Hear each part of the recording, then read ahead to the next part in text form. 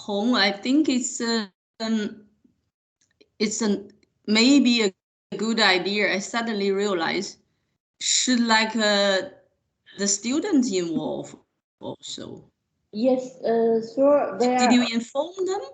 Yes. Ah, I inform every students, every our students and also students from our university as well. So there are some they are okay. attending today and Yeah, also. it's too early for them. I don't think they will get up at 7:30 or 8.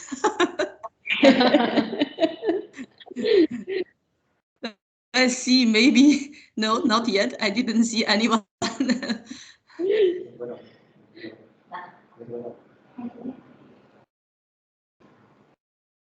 Hỏi cái trình mày có máy anh đúng không?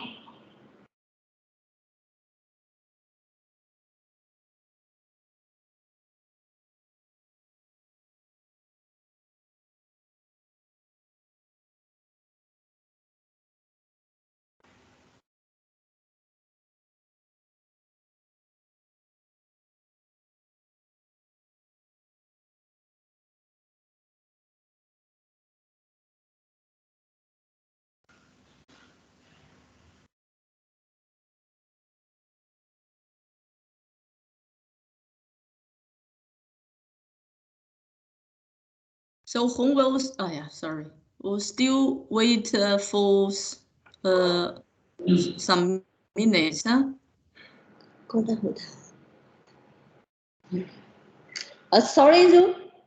Can you repeat it, please? I say we will wait still a few minutes. Yes, because according to our agenda, we will start at Yeah, 2:30. yeah. So we will wait a little bit more. So if you don't mind, I go quickly to grasp my coffee. Okay? Yeah, sure, you can.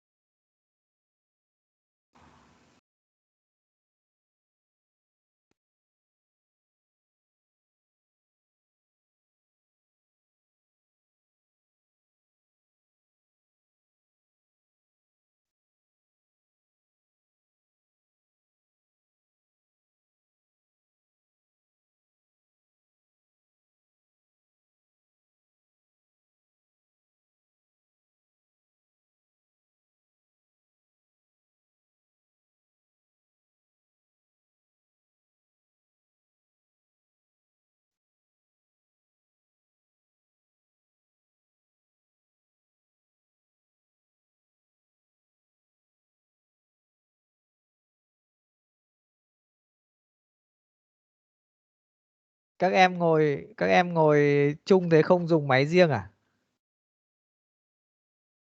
Em dùng máy, cái máy của em đang làm đang làm. Mọi người vào hội thảo rồi có thể mình giao lưu tí nhỉ, nếu như mọi người bật cam lên. Tại vì không có cam không biết ai và ai.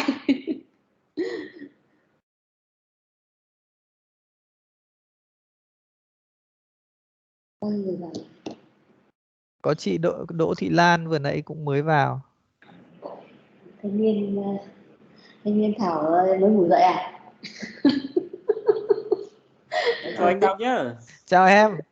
Vừa Chào nãy phong độ thế. hả? Hôm nay có mấy các bạn bảo vệ tập sự là phải đóng bộ vào để đi bảo vệ các bạn ấy. À thế à? Chào giáo sư Toàn, lâu lắm rồi. Vâng, chào chị Hương nhá. Hôm nay chương trình hội thảo thiết kế nhìn đã thấy hấp dẫn rồi. Thấy hấp dẫn rồi. Em có sinh viên nào cần đi thực địa thì cứ alo chị nhá. À vâng, thì mình cứ kết nối với nhau dần dần qua từng việc. Ok. Đang có mấy suất master về sinh hóa, giáo sư Toàn có bạn nào tiếng Anh tốt giới thiệu sang cho Hương ấy. Em thì đang có ứng viên nghiên cứu sinh thôi, nhưng mà người ta lại không có cái điều kiện để đi nước ngoài được. Người ta đều kiểu gia đình rồi, cũng lớn tuổi rồi. Thấy chỗ mình thì là cái quan hệ quốc tế là nó cứ đều đặn, tốt quá. Toàn đây là đây. Xin em tí lại. Không tìm được vốn trong nước thì phải bươn ra nước ngoài thôi, chứ còn có ai muốn đâu. Đánh bắt xa bờ được không? Đánh bắt xa bờ. Toàn thấy ngày xưa như thời chị em mình kiếm được cái học bổng đi rất khó khăn đúng không? Bây giờ thì nhiều nhưng mà không có người đi luôn. Không có người đi đấy. Cái chỗ đại học Fedica là toàn nhìn thấy ở trên đường, cũng chưa kịp có cái dịp đến. Như trên cái chỗ đường nó chỗ đại lộ Thăng Long hay sao nhỉ chị Hương nhỉ? Không, đấy là bên tập đoàn, bên đấy nhà máy. Còn chỗ bọn chị là ở chỗ đường Tố Hữu kéo dài ấy. À ok, tức là vậy có hai cơ sở. Xuống đường Nguyễn Văn Trác, gần bến xe Yên Nghĩa. Thảo ơi, Thảo gọi mấy bạn kia vào tham gia đi em. Liên, Ly. Thanh niên Thảo ơi, bảo chúng nó vào đi, chị nhắn rồi đấy. Giáo sư gọi rồi đấy, mấy thanh niên này không một đứa nào đăng ký luôn, mỗi Quang đăng ký. Em có đăng ký mà, em ký số 36, em nhớ như in. Có Thảo với Quang. Đấy kia giáo sư kia rồi. Còn tham gia được một lúc thì sau đó là có cái bận họp thì chắc là phải xin phép nhé chị Hương nhé. Ok, cảm ơn Toàn. Còn ngày mai nữa nếu mà có thời gian thì join. Chủ yếu hôm nay có chị Hương báo cáo thì là nhất định phải có mặt. Ôi giời ơi.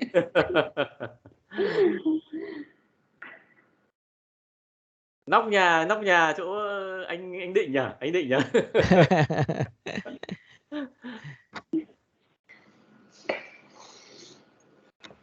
Hôm nay có phó giáo sư Nguyễn Thị Lan Hương là rất là giỏi về kim loại nặng đấy.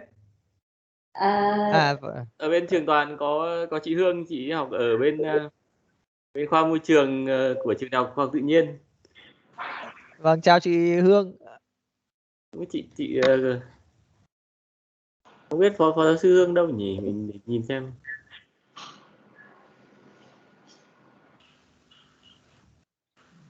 Xin chào thầy Toàn, xin chào các thầy các cô nhé. Chào các thầy cô, tại vì là online đâm ra là khó nhìn ra nhau quá. Phó giáo sư Hương là cùng lứa với cả chỗ chị Hương đấy, với cả bây giờ đang là phó khoa hóa. Chào các thầy các cô. Chào anh chị ạ. Chị Hương ơi, chị nghe được em không? Check lại mỗi lần để make sure là voi chạy thôi. Nghe tốt em. Giáo sư chuẩn bị để give speech nhá. Chị ơi, một số sinh viên là không vào được, chị check lại đường link xem nào có gì không, hạn chế gì không. Ok, rồi để mình check không hạn chế gì đâu. không hạn chế đâu, có thể là các bạn ấy chưa login vào Microsoft vậy ạ. Nhiều bạn Hai người không vào được, hai người không vào được. chắc là họ không có tài khoản Microsoft hay sao ấy. Tài khoản cá nhân được mà. Thảo trao đổi qua Zalo hoặc qua nhắn tin em nhé. Đấy sau để cho mọi người gửi lên trên Tức là có một số người nhắn tin cho em thì bảo là không vào được, nhưng check ra là khi chụp màn hình thì thấy rằng là họ chưa login vào Microsoft.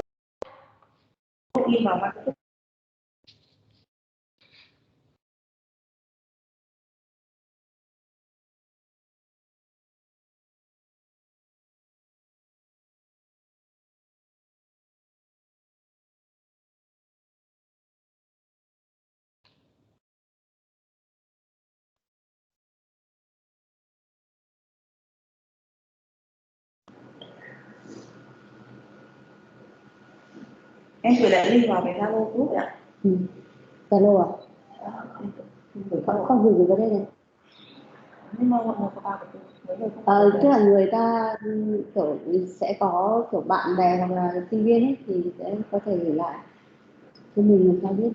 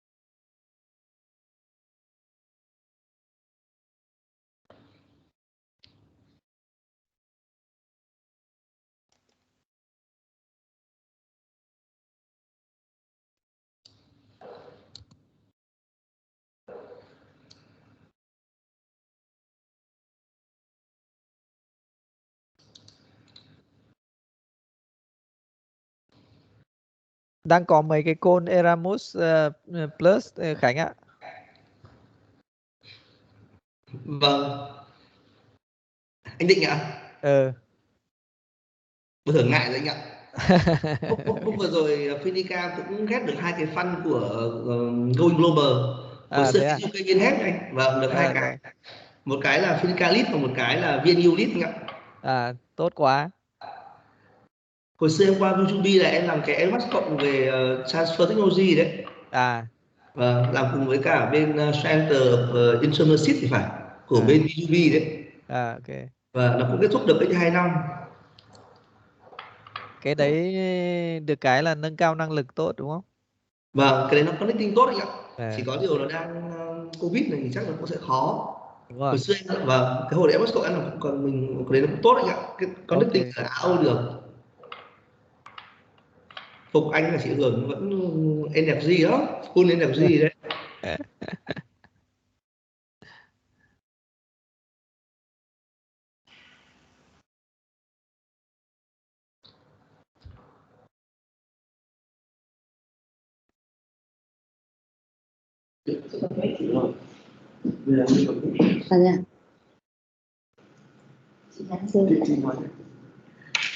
Anh Định ơi, đến giờ rồi anh chuẩn bị anh share luôn cho em nhé.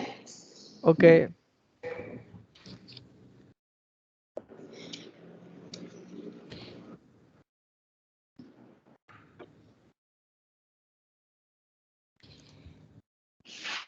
Lát nữa em chiếu cái này lên cho chị.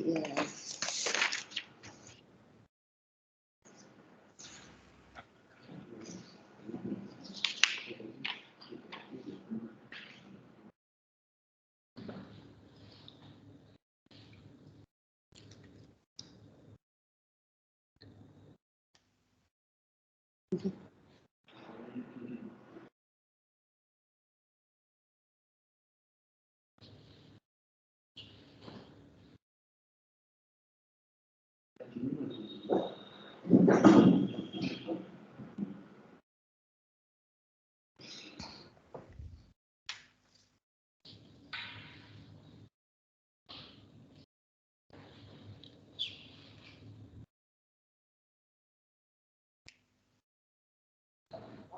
cái chữ ơi, cái 19 chị thay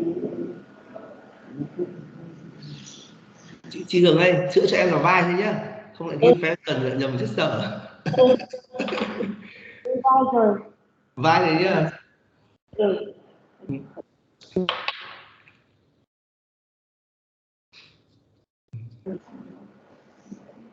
Em chưa biết này, thì sẽ lên. Không, đây.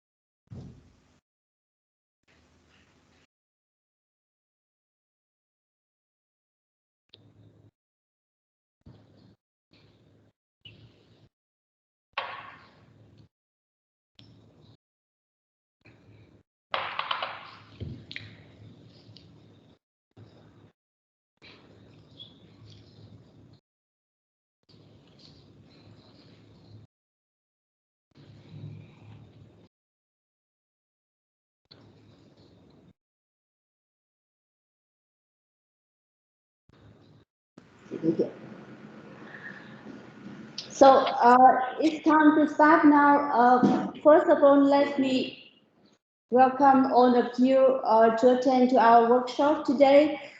To open the workshop, I would like to introduce Professor Dr. Nguyễn Phú Khánh, Vice President of Phenica University, will give the welcome speech to all of you. So,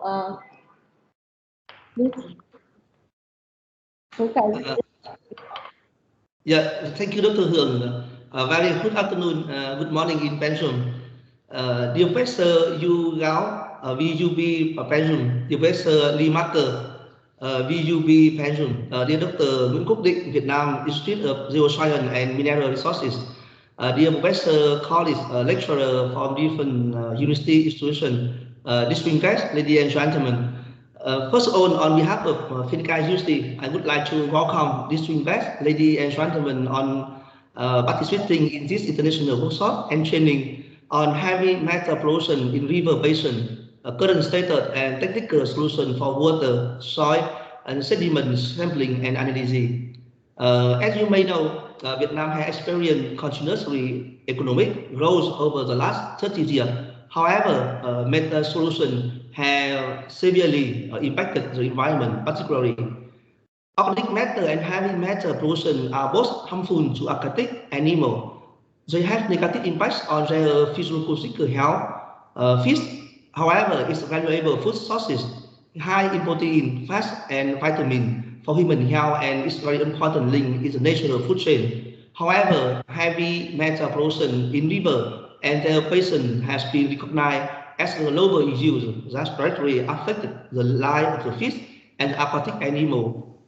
With approximately 12 million people living in the Nhuệ River, Đáy River basin, the socio-economic agriculture and aquaculture activity associated with the basin are incredibly intense.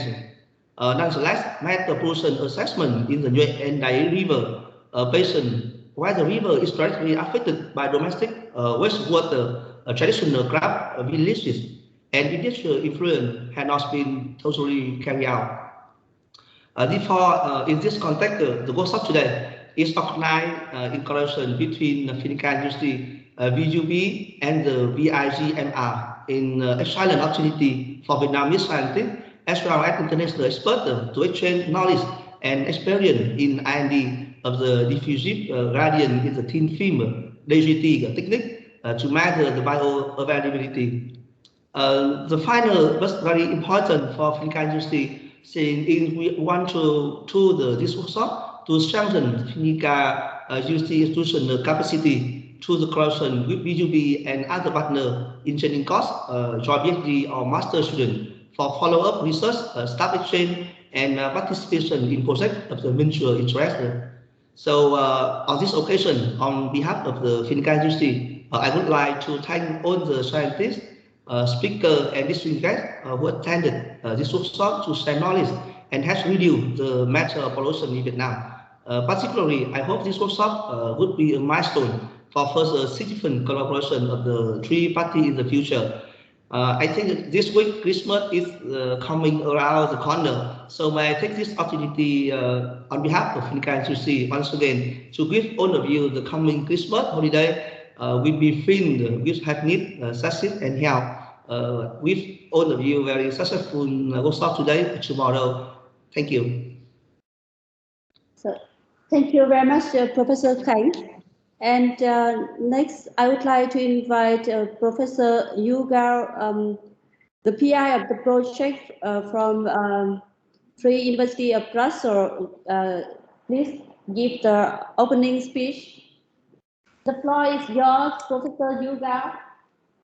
Okay, thank you very much, Hong. And can you hear me? Yes, very well. Okay. Sorry, look at me, the background, I'm at home and I have no very chic decoration of my background. However, it's very early morning here at 8:30.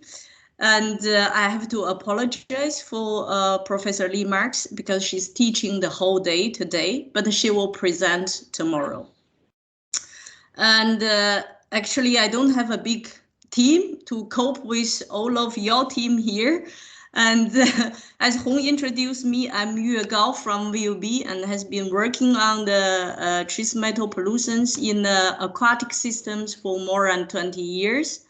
And luckily, in recent, how many years we had a collaboration? I think recent 3 years. Yes. I was very happy to meet Hong and to meet Ding in a very occasional case. And but we made, I think no one appreciated or no one say that, but I think we made a very good job. We have been succeeded for 2 times Global Mine Small Grid project. That's why we did a nice job, and I think tomorrow Professor Lee Marks will present some preliminary results of this, the first project. Then the second field sampling will be carried out after this workshop. And I feel I also very appreciated the collaboration with Dr. Hong and Dr. Ding, and especially you send me a few good students. I see Tao is here, Quan is here, Li is here. I don't know, maybe Lian is also here. I didn't check. And I think they are all doing well. If I see, then they all show me they are very motivated to follow the master program here, and they are happy with the laboratory facilities we have, and I think generally they are happy in Brussels. And yeah, I also didn't prepare a very long speech, and just feel very happy to meet. It seems all new faces for me. I see the names are probably different from last year. So very, very happy to meet all new friends.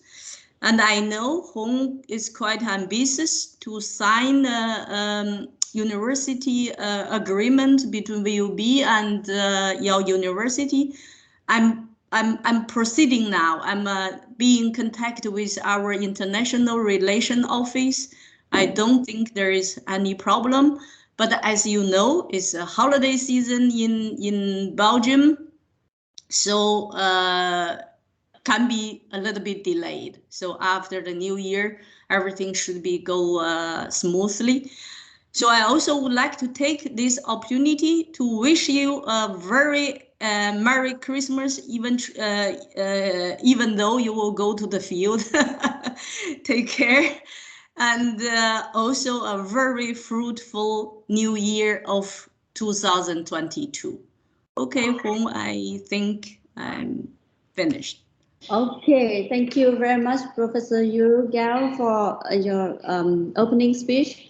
So next, let me introduce the workshop program. And before to introduce the workshop program to all of you, I also want to take this chance to introduce the Dr. Phan. He's also in our team. He's the Vice Dean of the Faculty of Biotechnology, Chemistry and Environmental Engineering, where I am based at the moment. So, Professor Dr. Phan, yeah. Okay, so this is a 2-day training and workshop. Because of the time differences between Vietnam and Belgium, that's why we organize the workshop in the afternoon in Vietnam and also in the morning in Belgium. So we have 2 afternoon here today and tomorrow afternoon. So we will cover with today we will cover three talks, and tomorrow is 4. So in total, we will have 7 talks. It will cover the different aspects. For example, how the heavy metal pollution in the Nhuệ Đại River basin, and what is the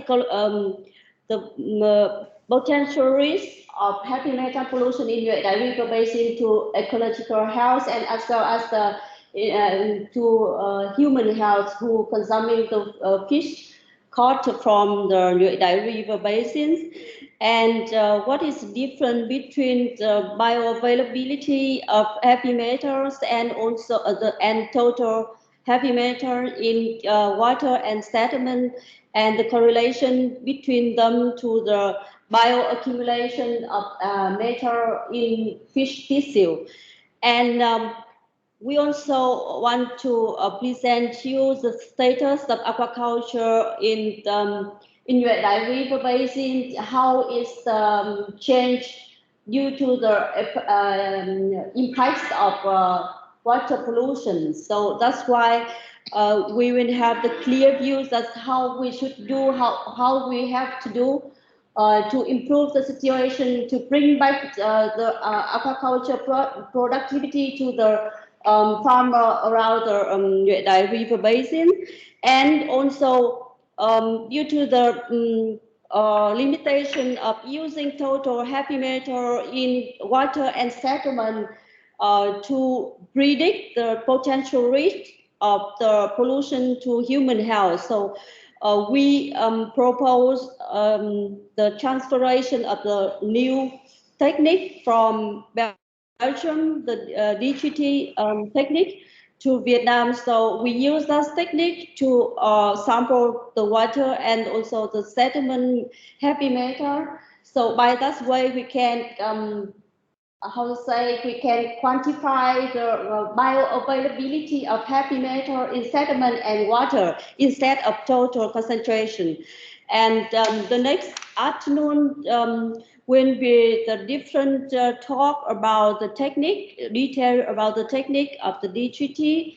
And also we will have a chance to present our results taken 2 years ago with our first project in Nhuệ Đại River Basin using this technique. So I hope that on this talk will bring the new perspective to all of our audience, and also I hope that you will actively involved in our workshop and discuss and ask the question if you have any. And the following 2 days on 22nd and 23rd, we will go to the field to take a sample. And on the 22nd, we will have a kind of training session on the field, just to show you how to deploy the DGT into the water column and also the DGT into the sediment. And so I will show you how to do it in the reality. And I hope that you will enjoy the 2 days workshop with us.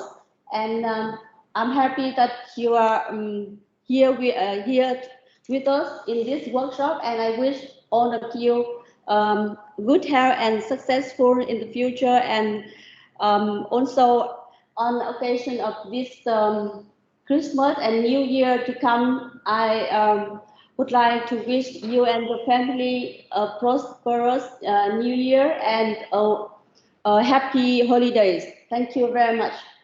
So we will have now we will have coffee break, and no, sorry. Now we will have to take the picture from all of you. So please, can you just switch on the webcam, and we can take a picture, and then after the workshop we will send to you. Okay, thank you.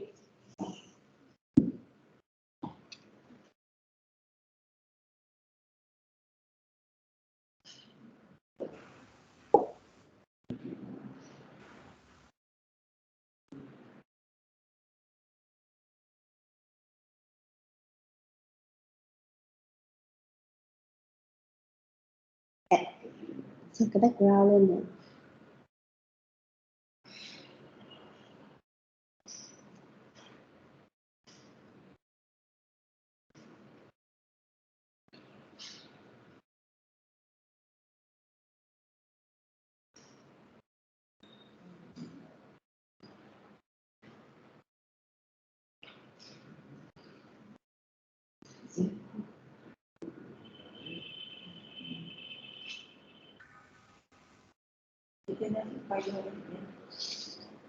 Tiên quay ra để chụp ảnh kìa. Quay ra đây chứ.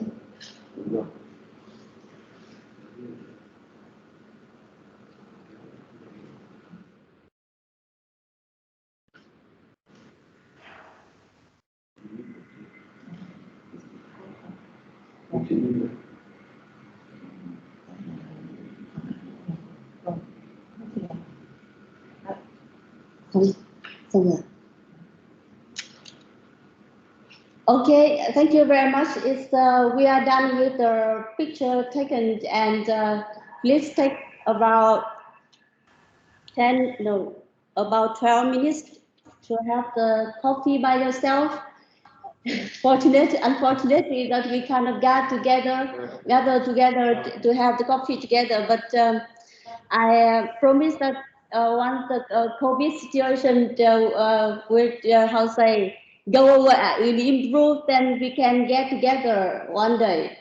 I hope that. So if you are willing to join with us, it would be very happy for us to host a coffee and also a meal together with you all. Thank you, Dr. Hường. We will record the job for me. Thank you. Sure. I have Chinese tea here.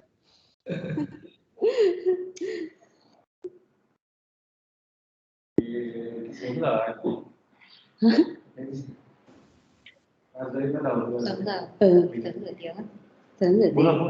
Đâu bắt đầu 3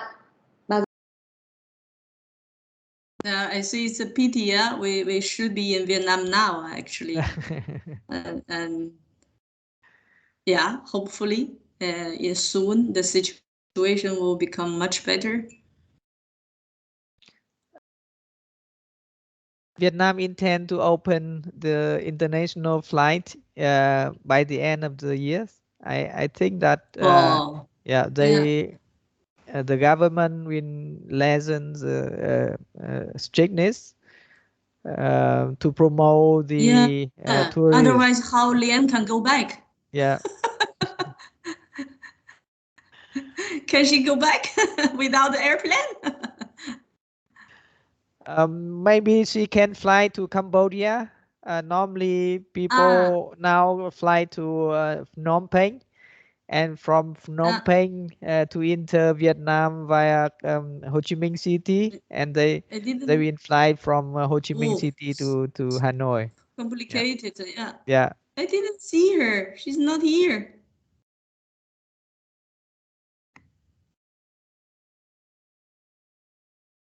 No, she asked me about the reservation for the flight ticket. I have no idea. I say you should contact the international office to ask how to do that. I'm blocked here for more than 2 years. I didn't go back to visit my parents for more than 2 years. It's a difficult, very difficult situation. Yeah. Yeah.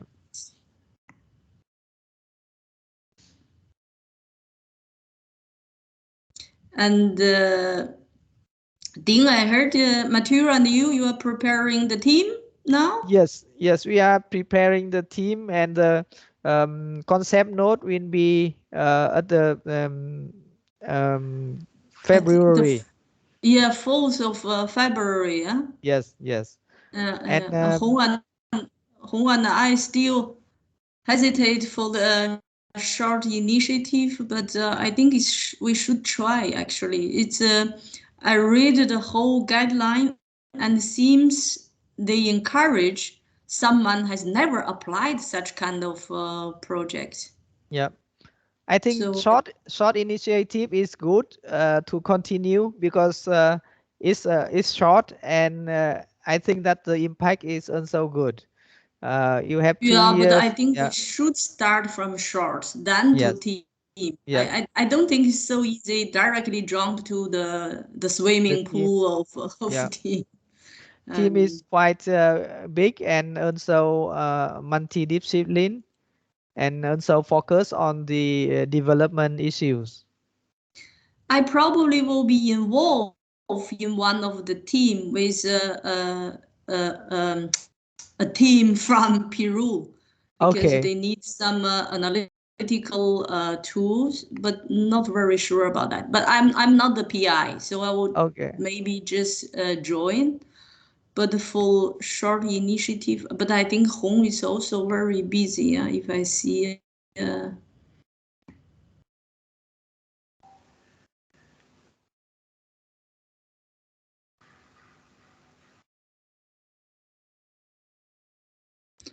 I need to prepare a lot of document, I think. Yeah. Yeah.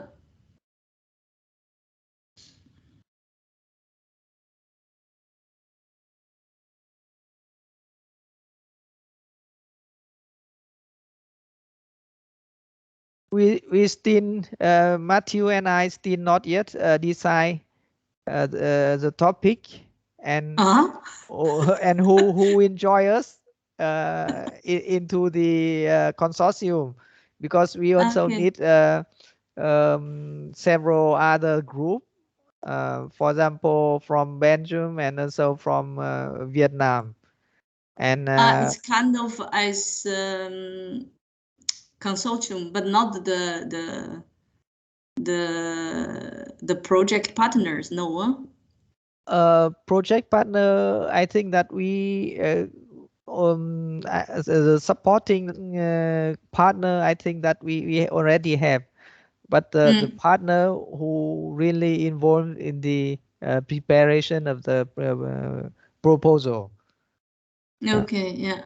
For example, the social aspect of the problem. So we need social scientists. Okay. You see, I mentioned Lian is not there, and I think the student warned her. She sent me a message. Okay.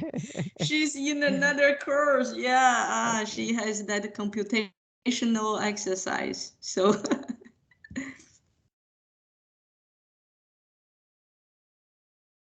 I think that she made progress and I think it's 1 month ago, I organized a meeting with the 2 master students I have now for this year to tell me how they progress. And I was very happy. I was very happy to see quickly, and then I'm really happy she learned a lot. So that's one, you have students, and I think that's the enjoyable part of being a professor, you know, to see a student really learned a lot. Yeah. I hope it's the case for the other 3 too. Yeah. Okay. Yeah. Actually, this small collaboration bring a lot of things in different aspects. So that's, I think, is really a good basis. Yeah. Yes, I think so. In our case with Matthews also, the project also progress, and we already have 4 master students and 4 bachelor students graduate from the project already. And you also have bachelor students? Yes, from Vietnam and from Belgium. But how you do the bachelor student, because here is in Dutch? Matthew guide them. We provide the data and help them with collect the data in the field. Okay, so it's kind of research output, not considering the education part. Yes. VUB has it's a Flemish university, so the bachelor education is all the time in Dutch, and but almost all master programs are in English. Yeah.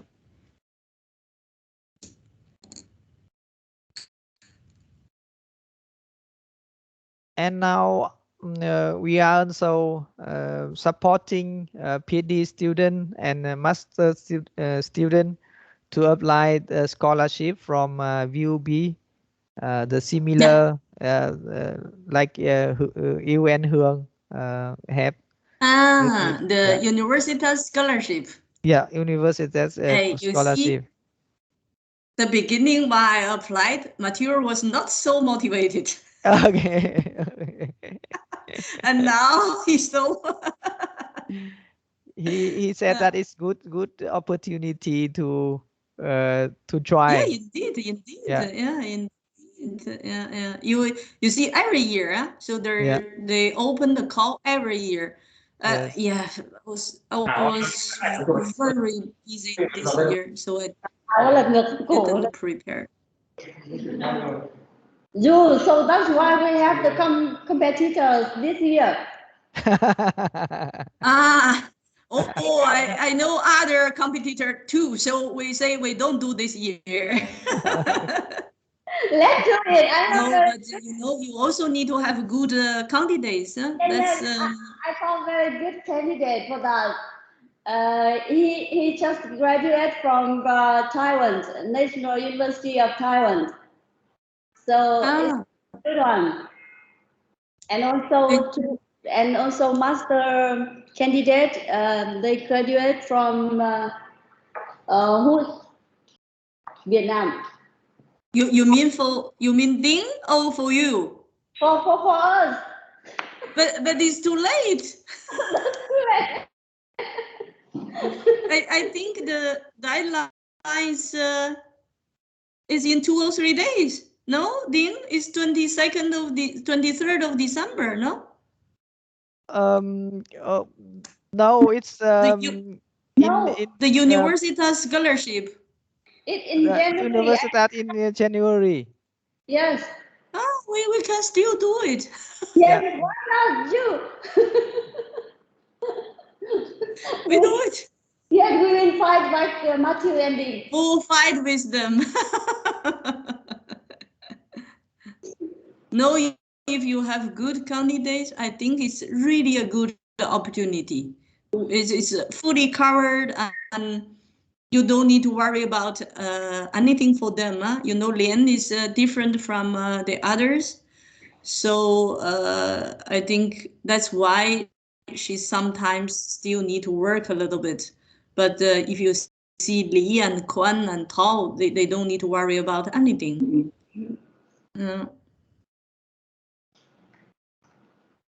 So if they don't need to worry about anything, then they still cannot study very well. Then I have something to say.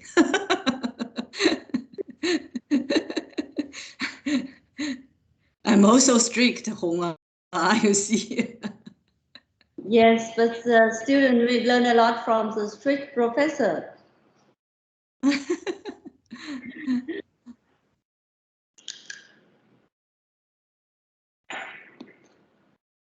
Lian texted me a message. I'm following a course.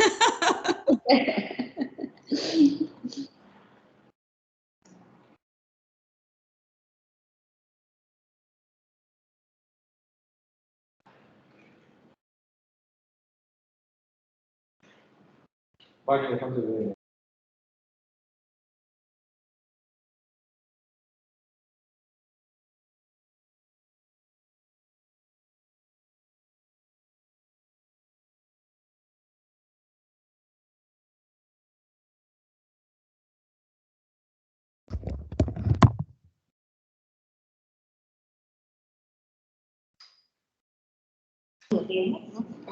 Em nhắn cho anh chị.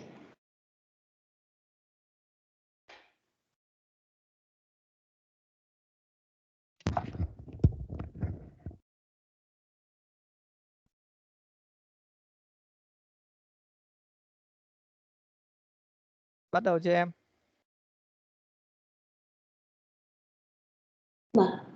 Anh đi bắt đầu rồi ạ. Okay. So Hương asked me to chair the session this afternoon.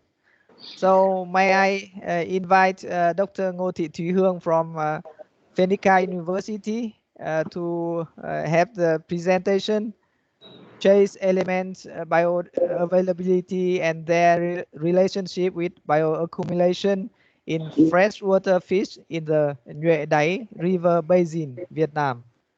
Dr. Hương, the floor is yours, please. Okay, thank you very much, Dr. Dick. Just wait a moment.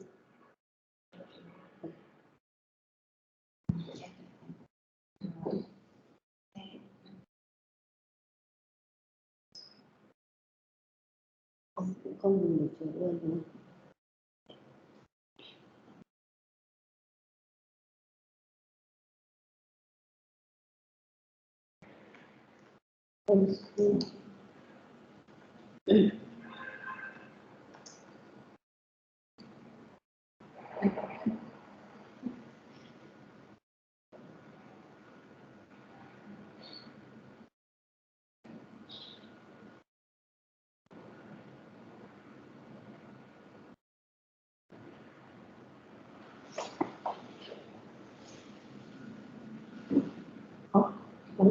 Okay. So can you see my slides sharing? Yes. Okay. So I just modified the title a little bit. So my presentation is trace element bioavailability and their potential risk in the Nhuệ Đáy River Basin in Vietnam. So my talk will have 5 different parts: introduction, methodology, result discussion, conclusion, and recommendation and perspectives. I will go one by one. So as you may know, that one of the most common type of pollution in the Nhuệ Đài River Basin in Vietnam is trace elements pollution, and those elements can come from different sources. For example, it can come from oil sources, like from the industrial zone and other factories to produce chemical or food technology, etc. And it can also come from non-oil sources. For example, it can come from agriculture and from the city, from the streets, and also from the animal farm, etc. And it can also come from the mining activities, and all of those contaminants will go to the river. So you can see, as the result, you can see very polluted river in Vietnam and elsewhere in the world. And in the former time, many river in Vietnam is just like this, but now the situation is much better. And you know, once methane come to the aquatic environment, it can, how say, incorporate with different particles in the water column. So, for example, fine grain like a silt and clay, and those impacts on bioavailabilities of the trace element in the water and sediment. And the total concentration of trace elements cannot predict their bioavailability and toxicity, and that's why it goes through the different processes, and we can predict the bioavailability by 3 stages. The first is accessibility of the contaminant present in soil or sediment. It's so-called ecological accessibility. So that means those elements can be can exert effect on ecological system. And the second stage is the take-up of the contaminants by the living organisms. So this so-called ecological bioavailabilities. And so this the element can be present in the ecosystem, but maybe it's not have any impact on the ecosystem because it's not bioavailable. And the third stage is the accessibility, accumulation, and the impact of the contaminant in the living organism. So once the contaminant enter the organisms, it can only part of it can exert the toxicological effect on the organism. So it's so-called toxicological bioavailability. And with this pictures, it can illustrate how the elements go into the aquatic environment and how they associate with other components in aquatic environment.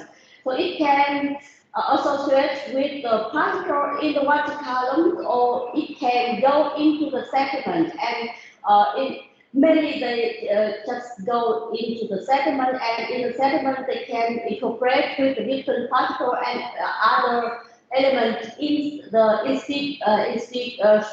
water in the sediment, and it can form the complex, and it can be captured in the non-toxic form in the sediment. But if the condition, I mean the physical condition change, then it can release back to the water column, and it can be toxic again and exerts a toxic effect on the aquatic organisms.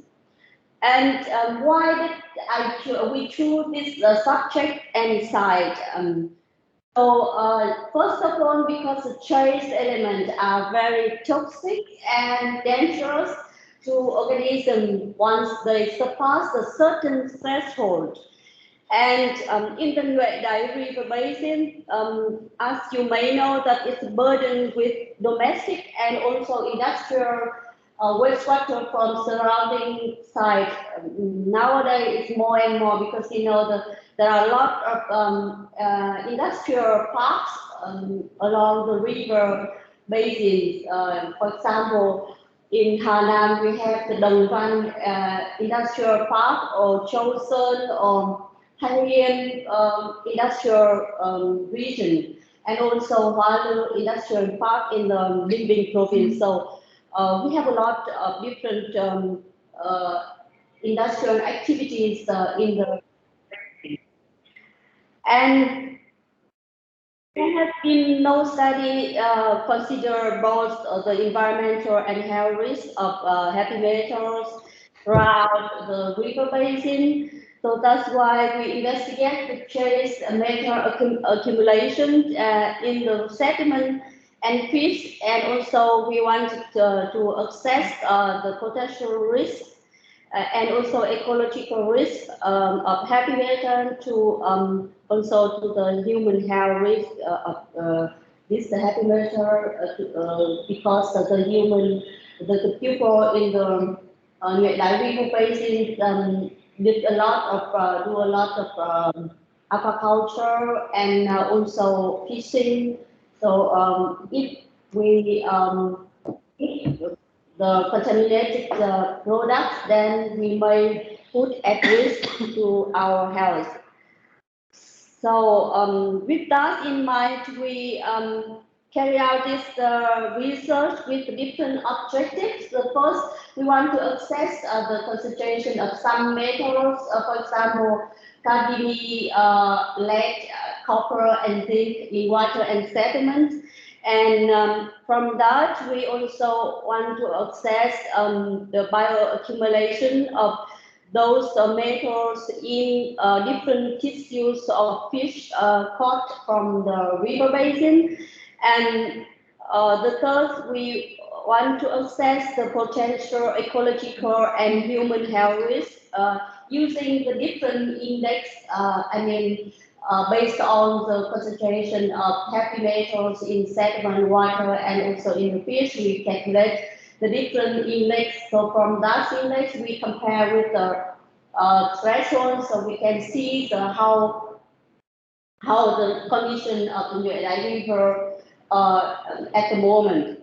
So the last, we wanted to assess the correlation between the heavy metals and in the environment and the level in the fish. So to do that, we have to choose the site for sampling, and after sampling, we prepare the sample and analyze for the different parameters, and we did the calculation for risk assessment, and then we have the result. For the site, we choose 4 different areas, 4 different sites along the Nhuệ Đại River basin, and the river is very important for water supply for not only the production of the aquaculture, but also for the irrigation of the crops.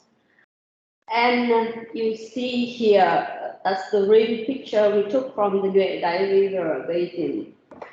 And here with this map, you see the place we took the samples. So it's, we took the sample from 5 different sites in the upper part of the river and in the middle part in the Phù Lý. That means we chose this place because it's a confluence of 3 different rivers: Châu Giang River, Đại River, and Nhuệ River in Phù Lý city. And then we choose another site in Ninh Bình, that's after confluence with Hoàng Long River. And the last, we choose the site in Nam Định province, is also after confluence with the Nam Định River. But this I will not go into detail, just the way how to prepare the sample for analysis. And this is the risk assessment. We use different index, for example, for the ecological risk assessment, we use different index, for example, enrichment factors or modified pollution index or expanded modified potential ecological risk index. We use these three indices to evaluate the condition of Nhuệ Đại River. And for the human health risk assessment, we use EDI, that can estimated daily intake. With this index, that means we can estimate how much and how much different elements consumed by the human being by eating the fish from the river basin.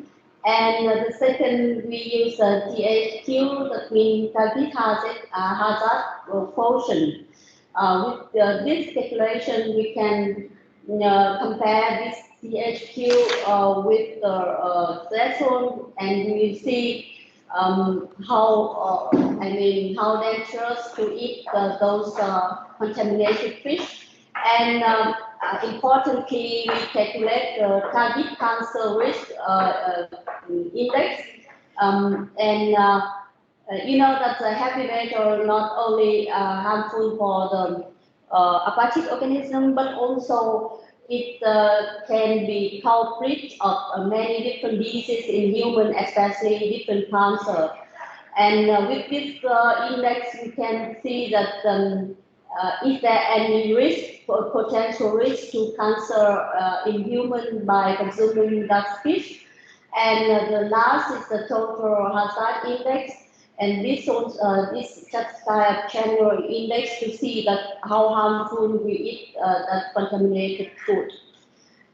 And so here just the way we process the data. And I will come to the results. So the first we have the status of heavy metal and bioaccumulation and potential risk, and to ecological system, human health, and also the correlation between the metal in environment and in fish. So with the first one, we have the metals in water. You see here, it's very clear that the heavy metal in the water, for example, the cadmium, is very high in the summer and autumn, and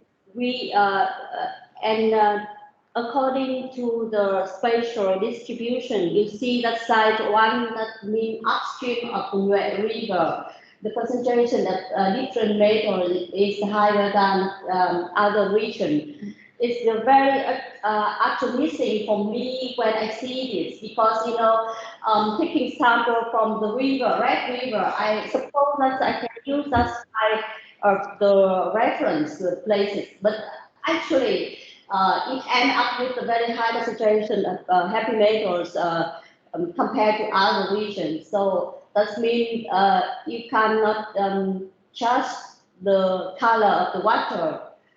Because the water color in the upper stream is clear, but the concentration of heavy metal is very high.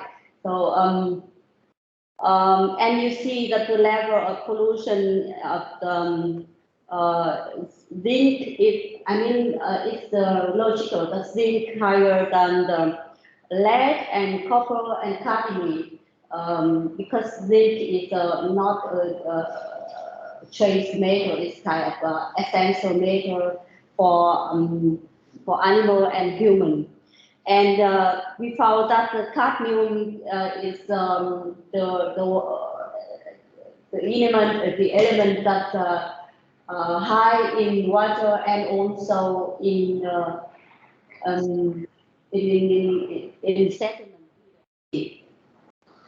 So in sediment, we see that zinc and lead exist the Vietnamese standards, but all other metals higher than Canadian water quality guidelines for the protection of aquatic life. So I mean, to compare with the Vietnamese standard, we are still safe in the ocean.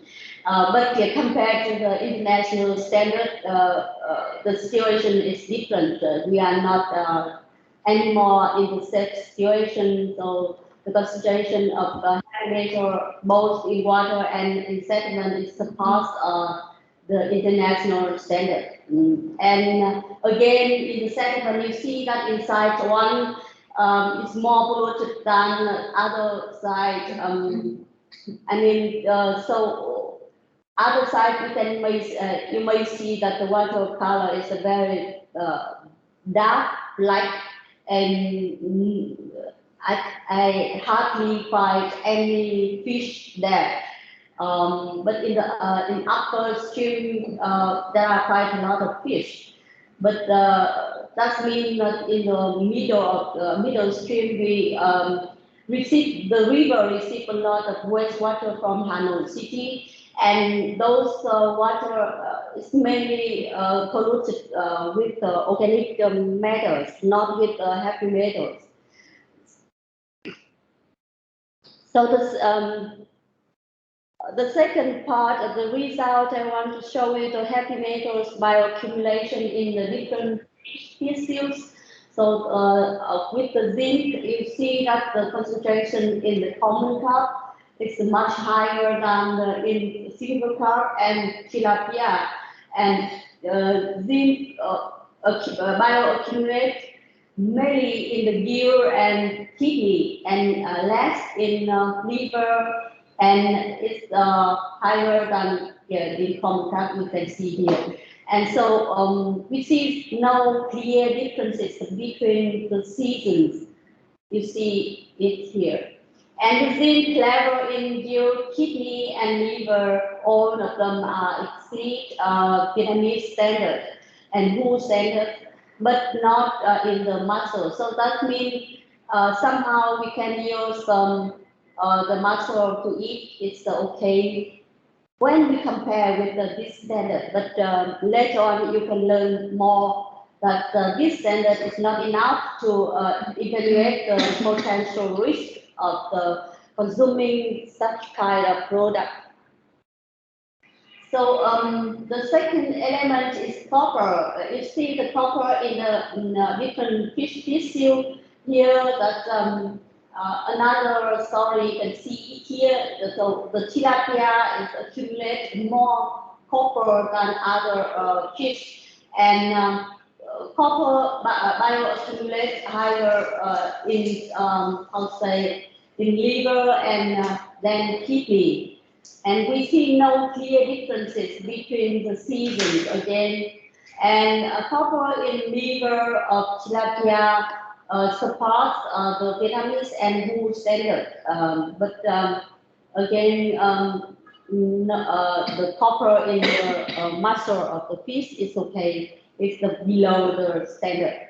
So we can eat it according to this standard. We can eat it safely.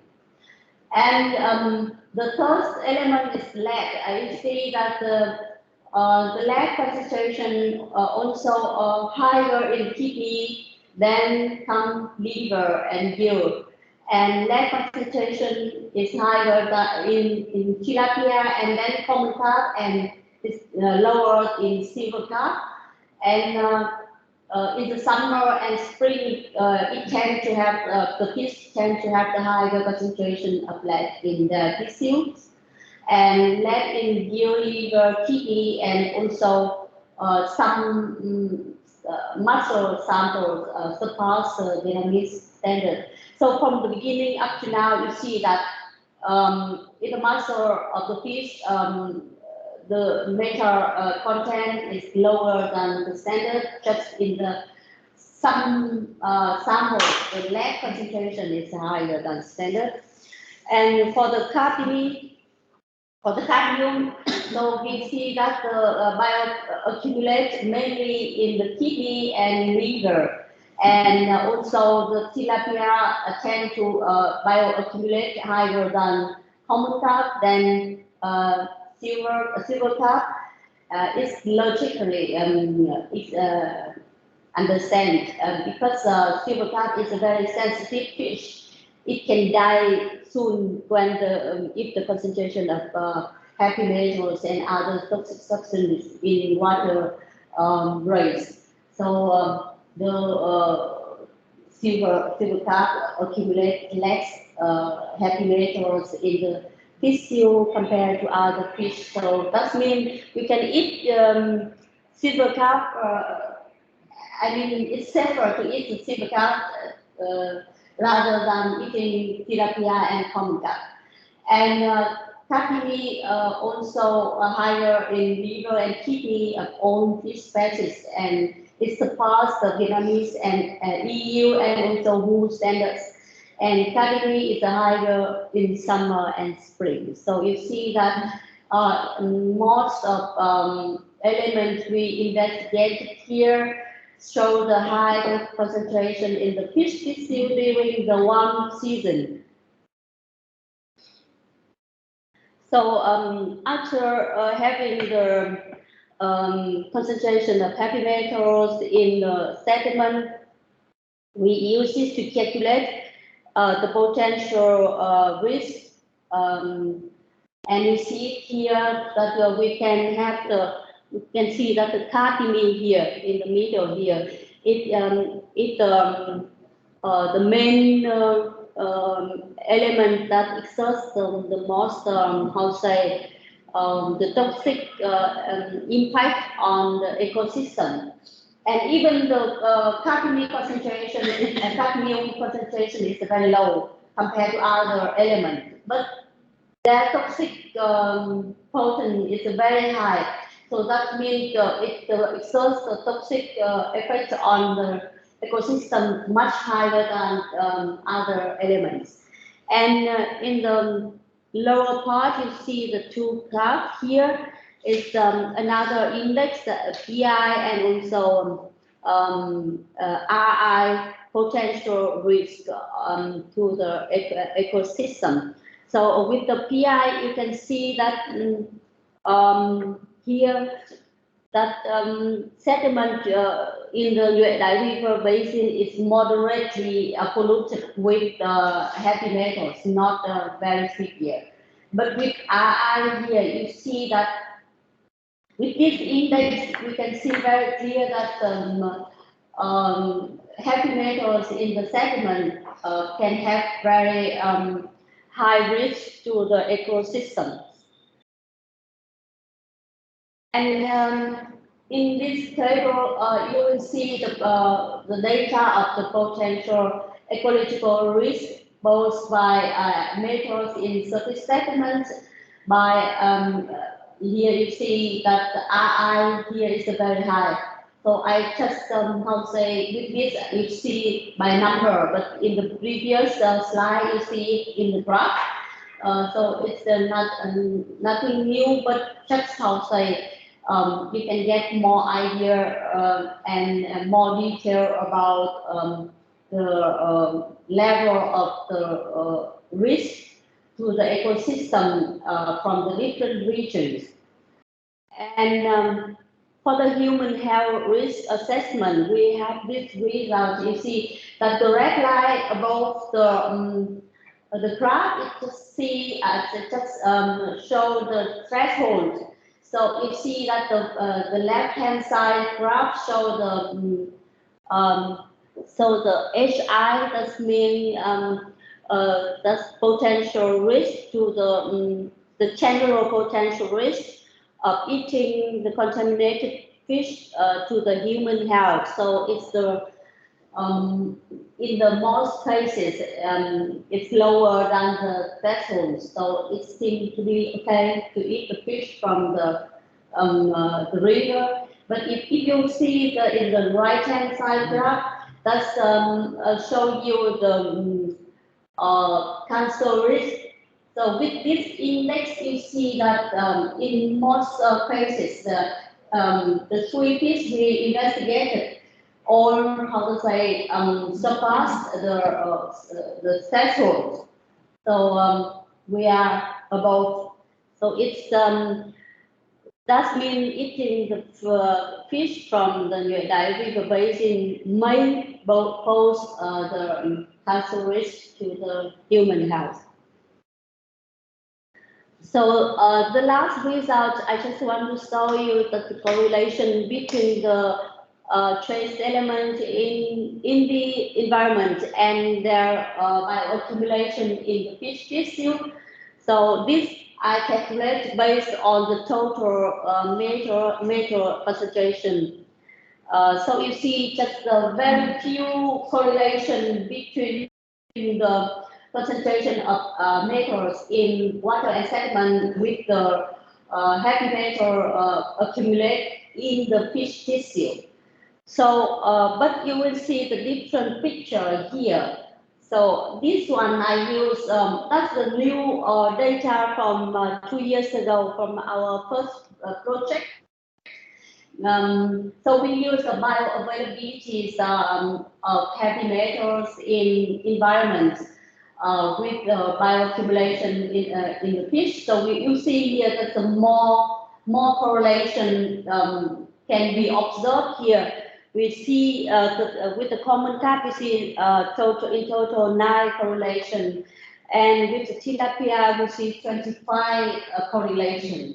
So because 2 years ago we just collected tilapia and some common carp, we didn't collect silver carp based on result from the previous study that I see that the silver carp is not target organism of heavy metals. So that's why we just collect tilapia and common carp, and we see that we observe much higher correlation compared to the previous study. So with this result, you can see very clear that the bioavailable metal concentration is much more useful to use to predict the the bioaccumulation and toxic effect that these metals exert on the aquatic organism, and specifically here is the fish. So with that result, I come with some conclusion as follows. So you see that metals levels in water and sediment of the river basin are not safe for protection of aquatic life, and the river and pond were moderately to severely polluted with the heavy metals, and particularly, as I said before, cadmium contribute most to this polluted condition. And also the effect of the metal mixture show here that especially in spring, it's a very severe risk to the ecosystem. And for the we found that the metal accumulation was higher in the common carp and tilapia than in the silver carp, and there are clear links between the heavy metals in the sediment and the fish. So with the high value of HI, then we can see some moderate health risk.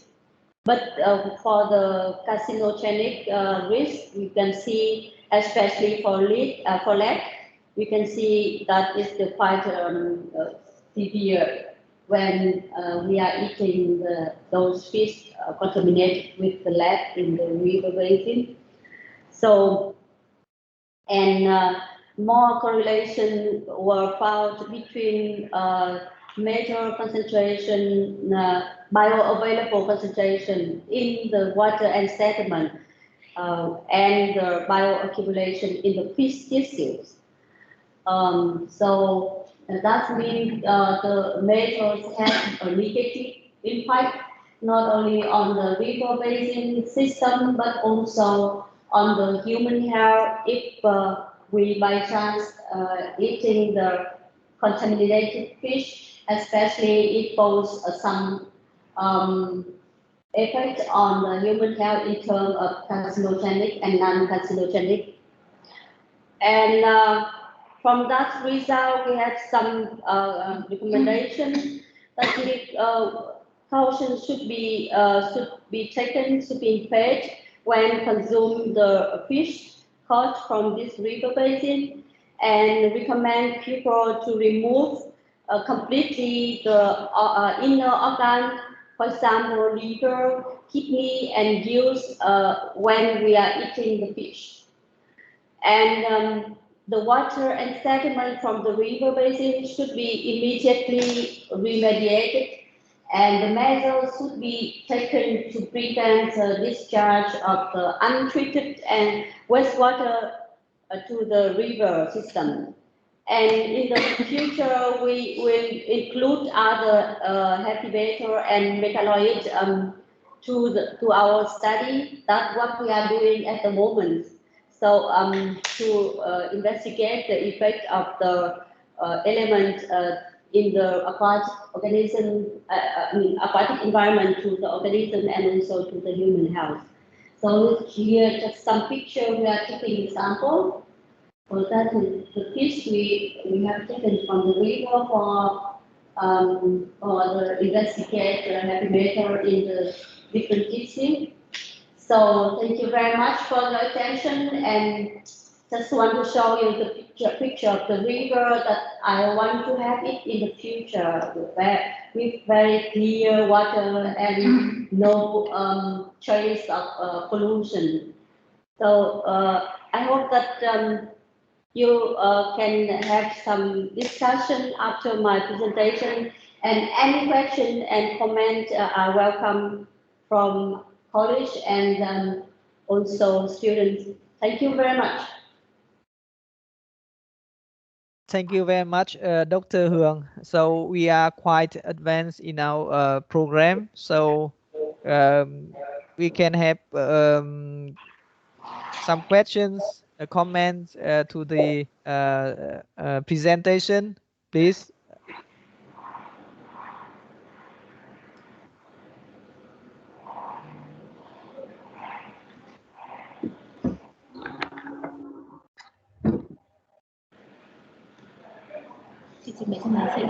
Hi, may I have yes, Professor Hoàng Thị Thu Hương, Professor Hoàng Thị Thu Hương from Hanoi University of Science and Technology.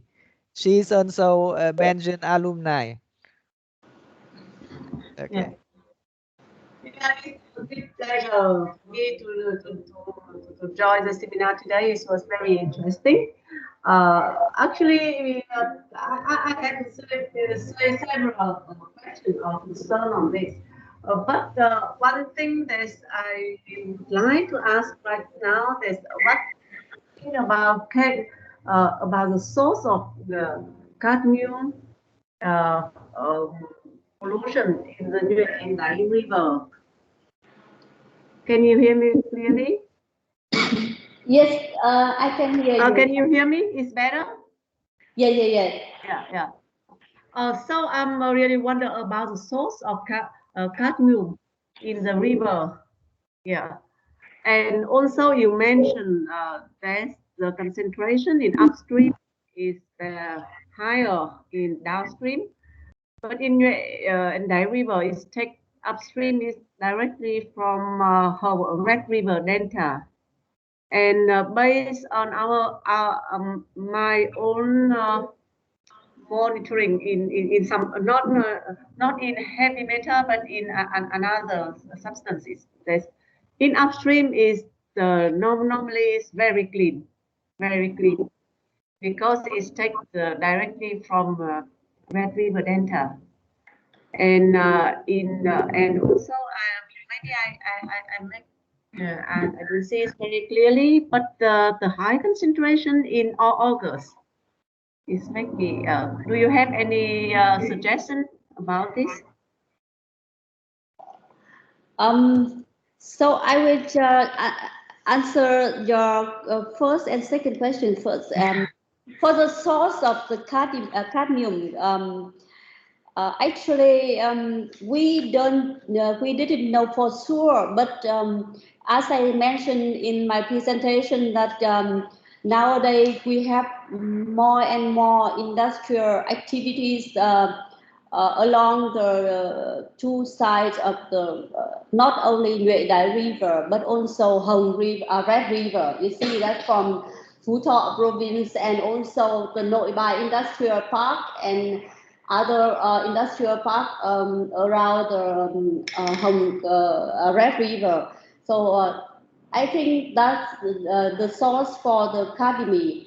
And also in Hanoi city, the big city, we also have other factory and industry. I mean, you see that in the former we have quite a lot different factory inside Hanoi, like leather and battery factory, and also rubber factory. So those factory also can can have a lot of heavy metal in wastewater released to the river. But as I said, to have the concrete answer, we need to take the sample from the influence of each industrial park and factory. Then we can answer it. But for me, I think it's mainly come from the industrial activities, not from, and also part of it come from also agricultural activities. As you know, that the fertilizer we use for the crops, that also contain a lot of cadmium from the phosphate fertilizer. Yeah, and the second question, you see, you asked about high concentration in upstream and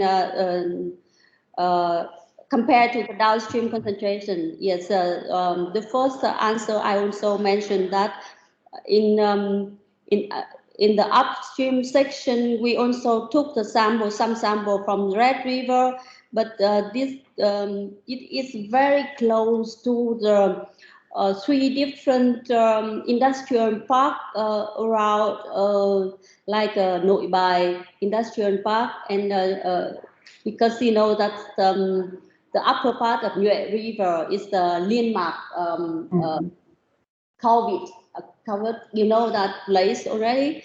So for me, I suspect that, but as I said, we need more evidence, we need more data to have the better answer.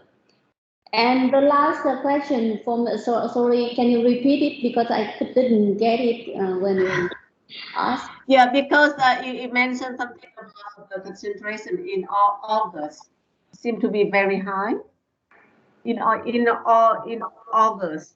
But normally August is the flooding season.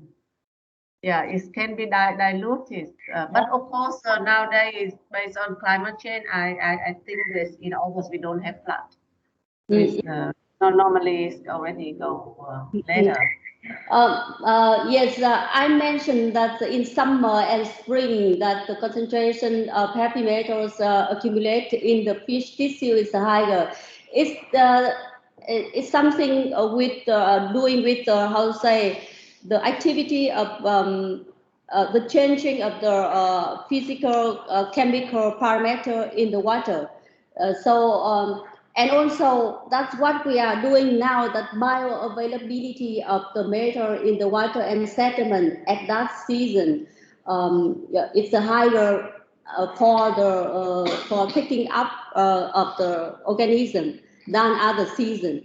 As you know, that if the temperature is rising, then the activity of bacteria and other microorganisms is much higher than in the cold season, and then we have they can impact on the releasing of the heavy metal from the sediment to the water column, and also the temperature also influence to change of the pH and also other physical chemical parameter, which in turn affect on the bioavailability of heavy metals in the water, not the total concentration. Because I agree with you, the total concentration in the rainy season is lower because the water is diluted with the rainy water.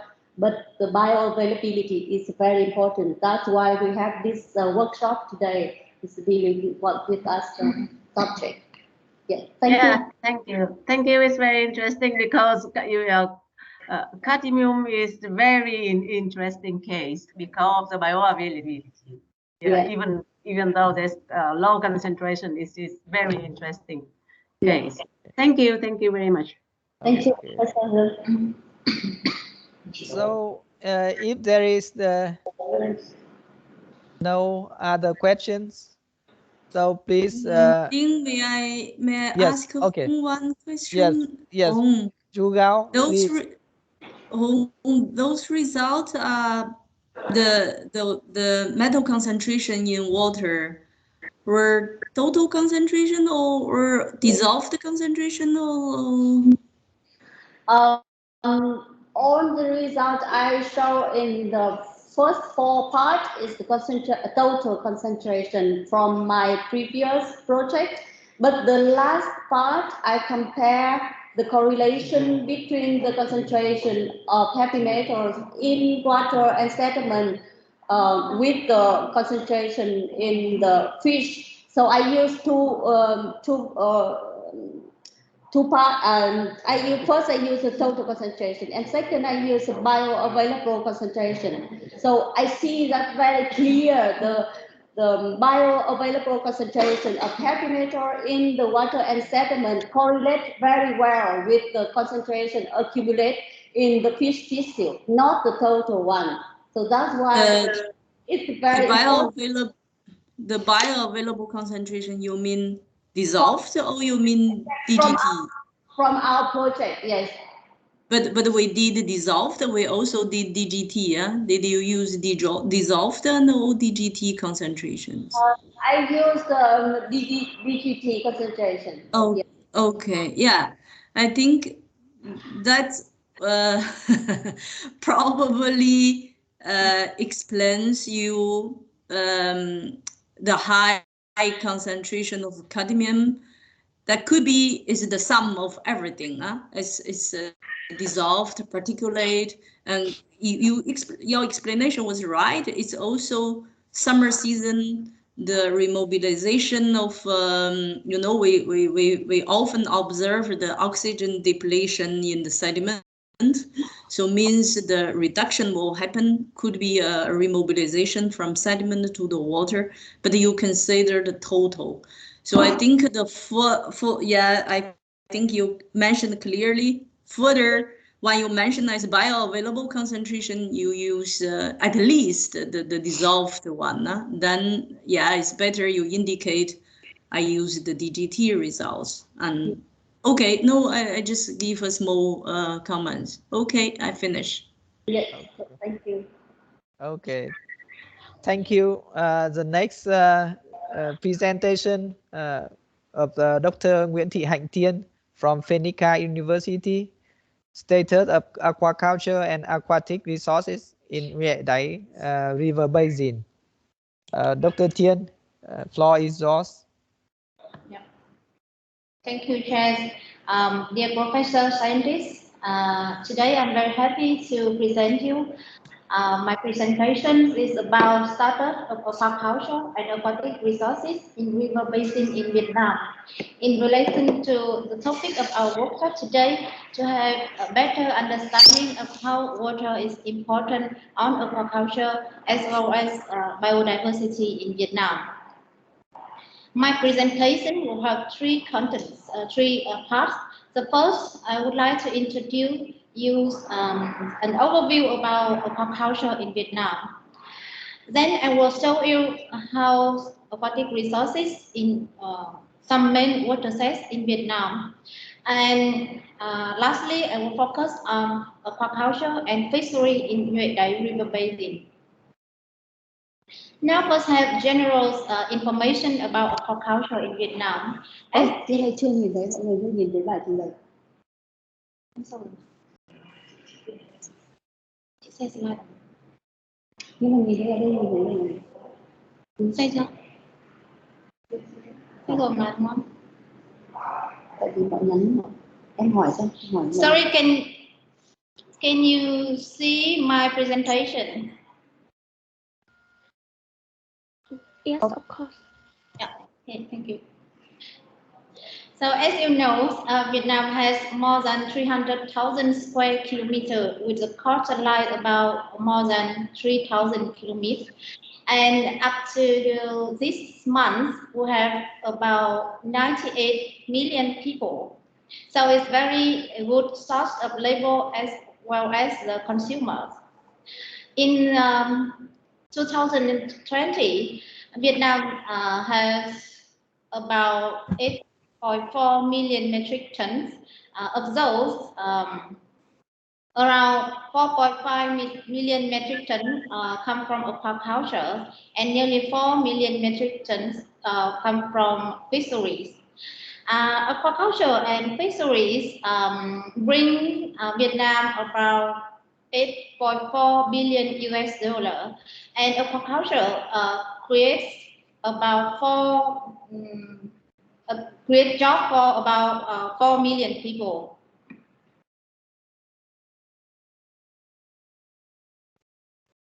Aquaculture in Vietnam is a key national economic sector. As you know, Vietnam is ranked about the 5th of exporters, and that contributes about 4.5 GDP. Now we have a look about the Vietnamese seafood export during the 25 years from 1997 until 2020. As you know that during the more than 20 years, Vietnam's exports increased 11 times, with average annual growth rate is about 10%. From this figure, you can see that from 2011 until now, every year aquaculture and fisheries bring about more than 8 billion US dollar. During 2019 and 2020, due to the COVID situation, but we still get about more than 8 billion from aquaculture and fishery. So now have a look about the production. In the green line is about aquaculture, and the orange about capture production. And you see that during recent years, the production from aquaculture is much higher than from the culture. And aquaculture production occupy about more than 50% in total. Then the average growth rate is about 8% per year. From this graph, you can see that aquaculture about 4,500 tons, and it's increasing about 10%. And aquaculture in Vietnam, we can do it in freshwater, marine water, as well as brackish water. Fish can be, other species can be raised in the lake, in the reservoir, river, or ponds, as well as in coastal areas. Aquaculture practice diversify according to climate condition as well as geographical. For example, in the north of Vietnam, you can see the very popular system of aquaculture in the pond, in the cage culture, as well as in the rice system. But in the central and in the south, it's a bit different. In the central and in the south, it's more about shrimp and pangasius. Here is some very popular cultural species. You already heard from the presentation of Dr. Huong that tilapia, carp is a very common species culture in Vietnam. Moreover, another species, American catfish, is imported from this species imported from it has original from America.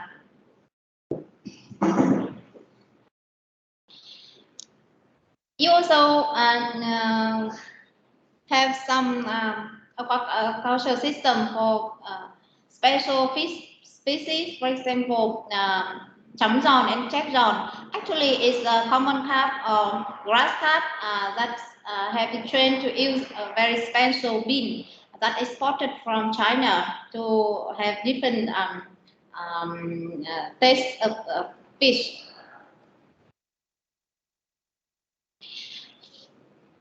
Aquaculture system can be very semi-intensive. It can be raised in a pond with a low density, or it can be very high intensive with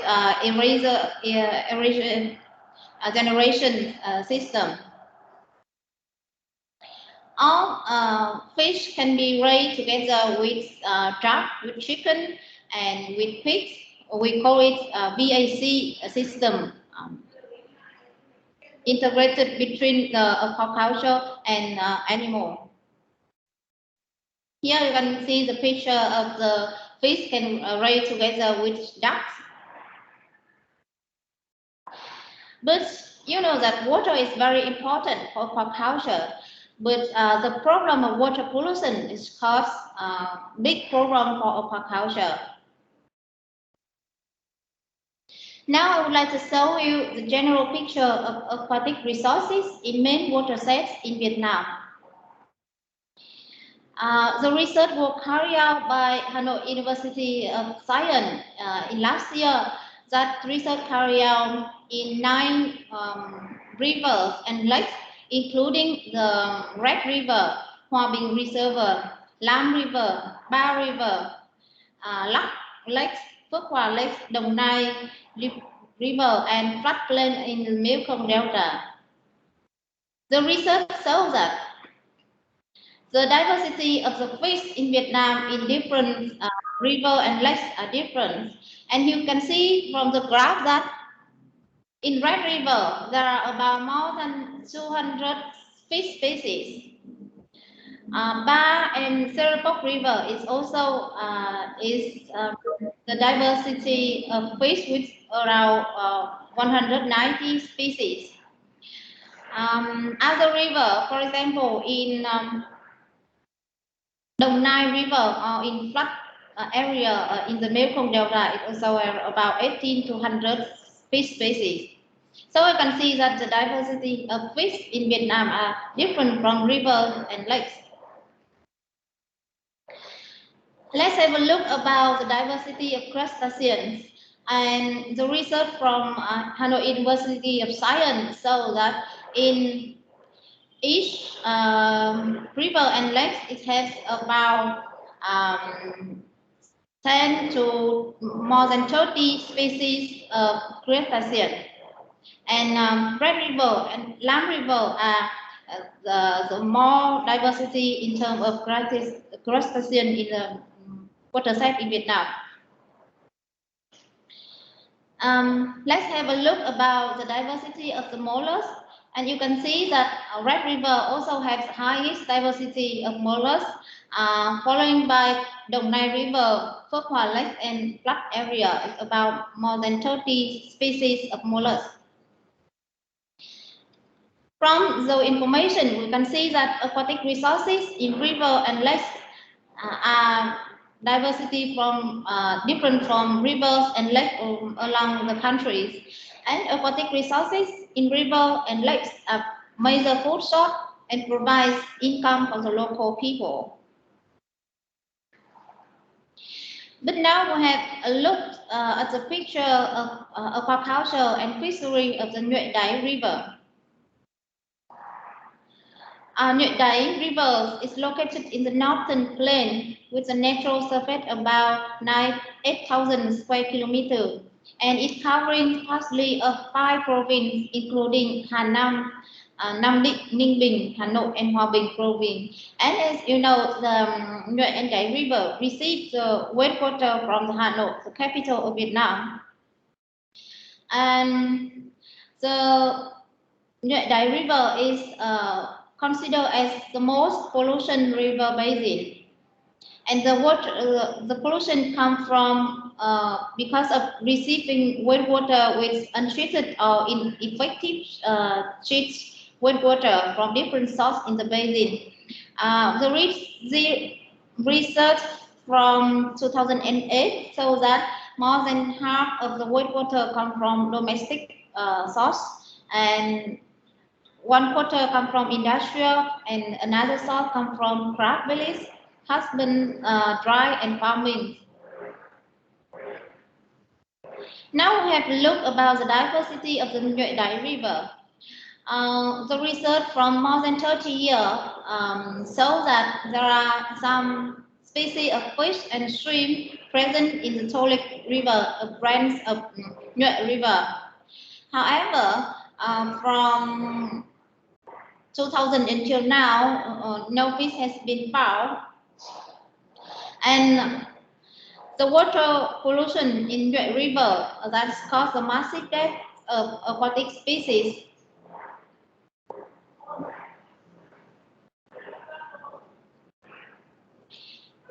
Now we have a look on aquaculture in the Nhuệ Đáy River basin. As I mentioned before, the Nhuệ Đáy River basin crossing 5 provinces, but some districts in Hà Nội, Hà Nam, and Nam Định, they use water from Nhuệ Đáy River for aquaculture. But the aquaculture from those districts is based on small scale of household with the area around 1,000 to 3,000 square meters per pond. And there are about 15 species cultures in the ponds that use water from Nhuệ Đáy River. For example, grass carp, common carp, tilapia. Based on the research carried out in 2015, you can see that the aquaculture practice in Hà Nội, Hà Nam, and Nam Định province, it shows that the aquaculture contributes about 20 to 30% of the total income of the household. Even in Nam Định province, aquaculture contributes to more than half of the total income of the household.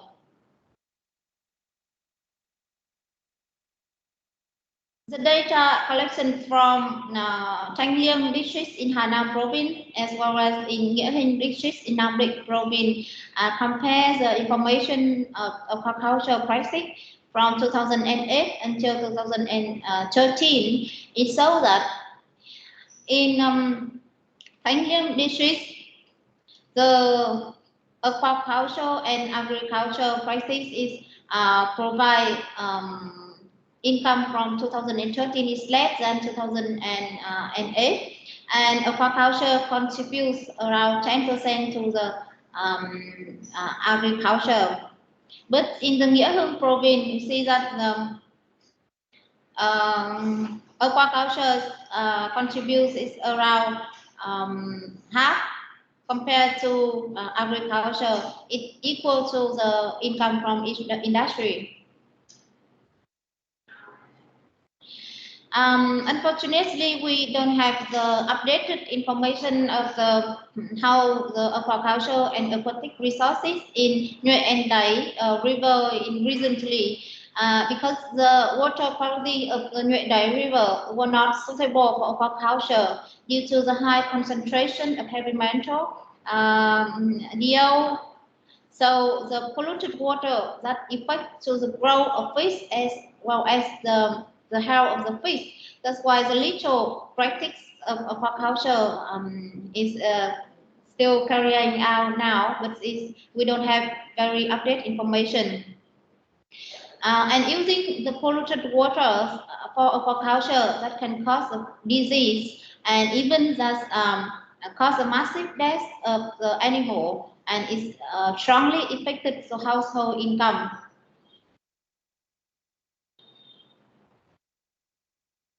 So in the conclusion, as you know that aquaculture is a key national economic factor. It's very important for Vietnamese people. And Vietnam has a high level of aquatic diversity in terms of fish, crustacean, mollusks, and other species. The polluted waters in Nhuệ Đài rivers that strongly affect the aquaculture practice, aquatic resources, as well as the livelihood of local people. Thank you very much for your attention. Okay.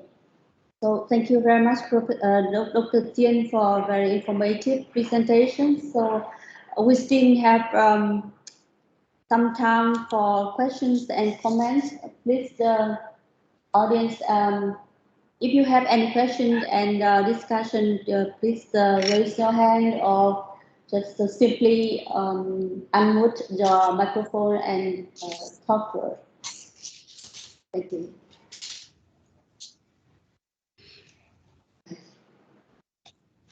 Okay, so I see Dr. Quang, Dr. Đặng Duy Quang, you have the questions. So go ahead, please.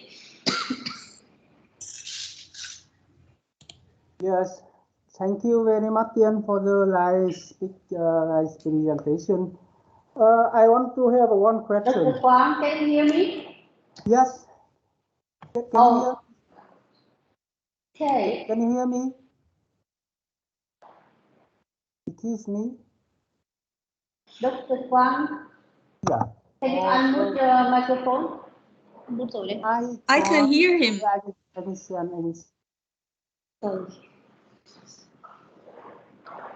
Okay, just go ahead, please. We just technical problem now. It's okay.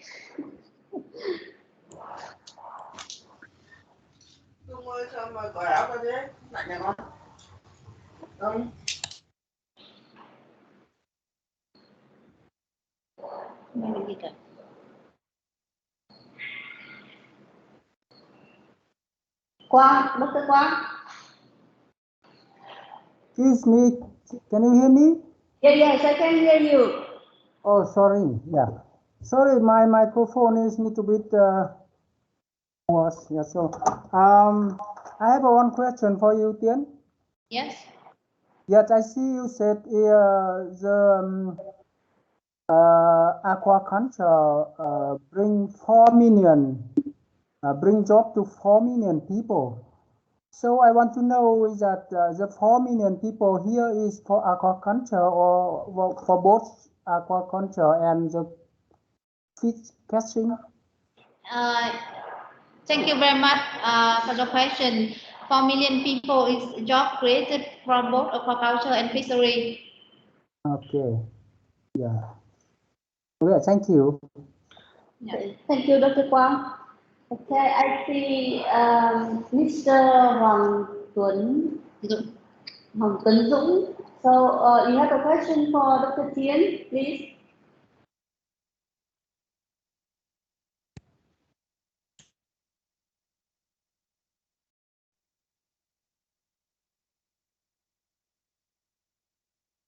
Can you unmute your microphone, Dũng?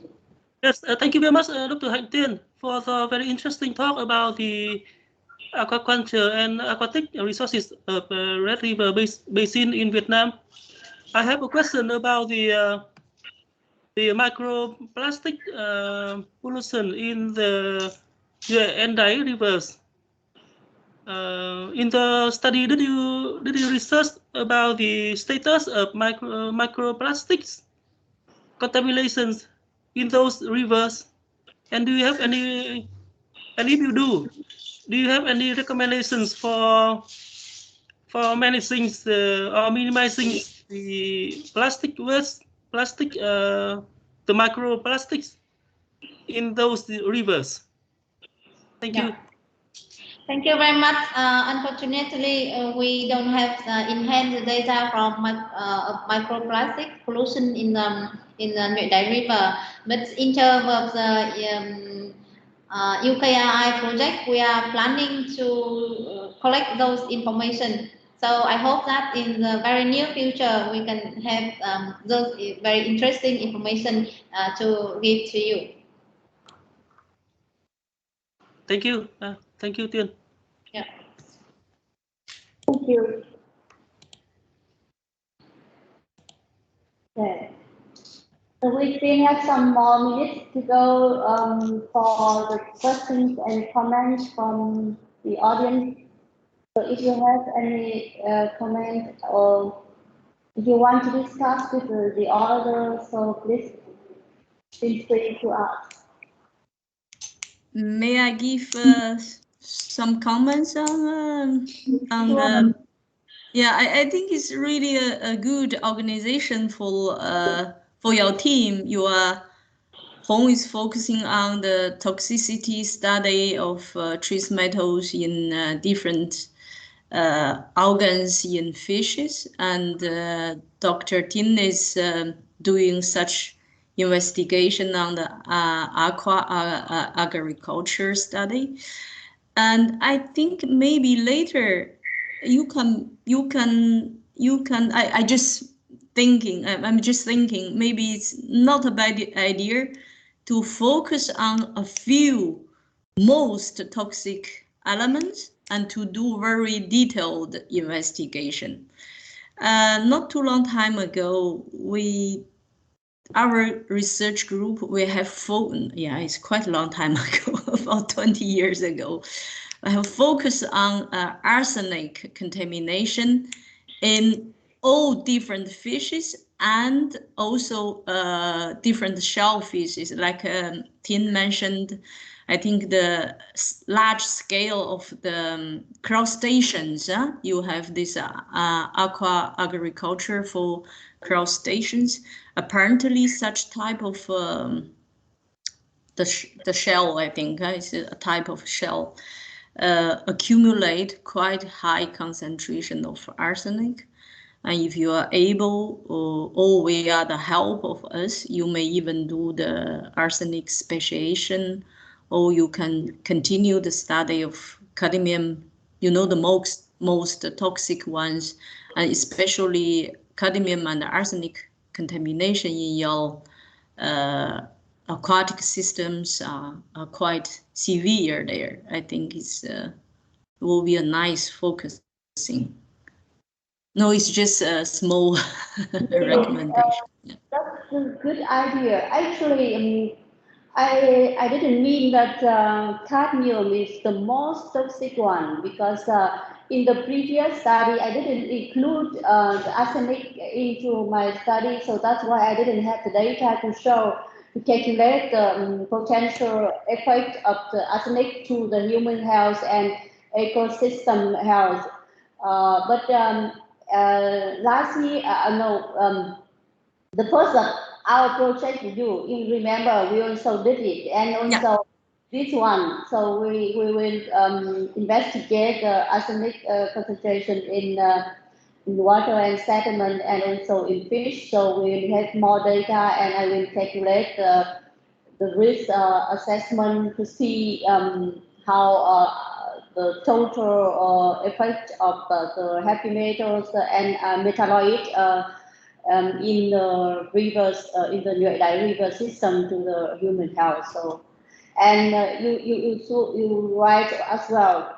Actually, with the mollusk culture, we usually do it in the river mouth area, not in the freshwater. So in the future, we just move further to the coastal zone, so we can include the mollusca and also other type of aquatic organism in our study. So that's our future focus. Sure. Okay. So if you can still think about 2 previous presentation, then we can have the common discussion session later on. Now we move on with the presentation from Professor Duy Gao, The title is Environmental Sampling Techniques. So please, Professor Yu Gao, the floor is here now. The floor is here now. Yeah. I will share my screen.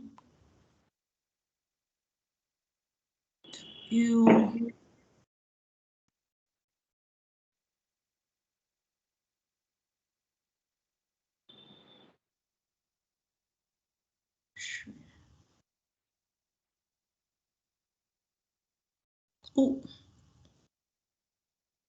my.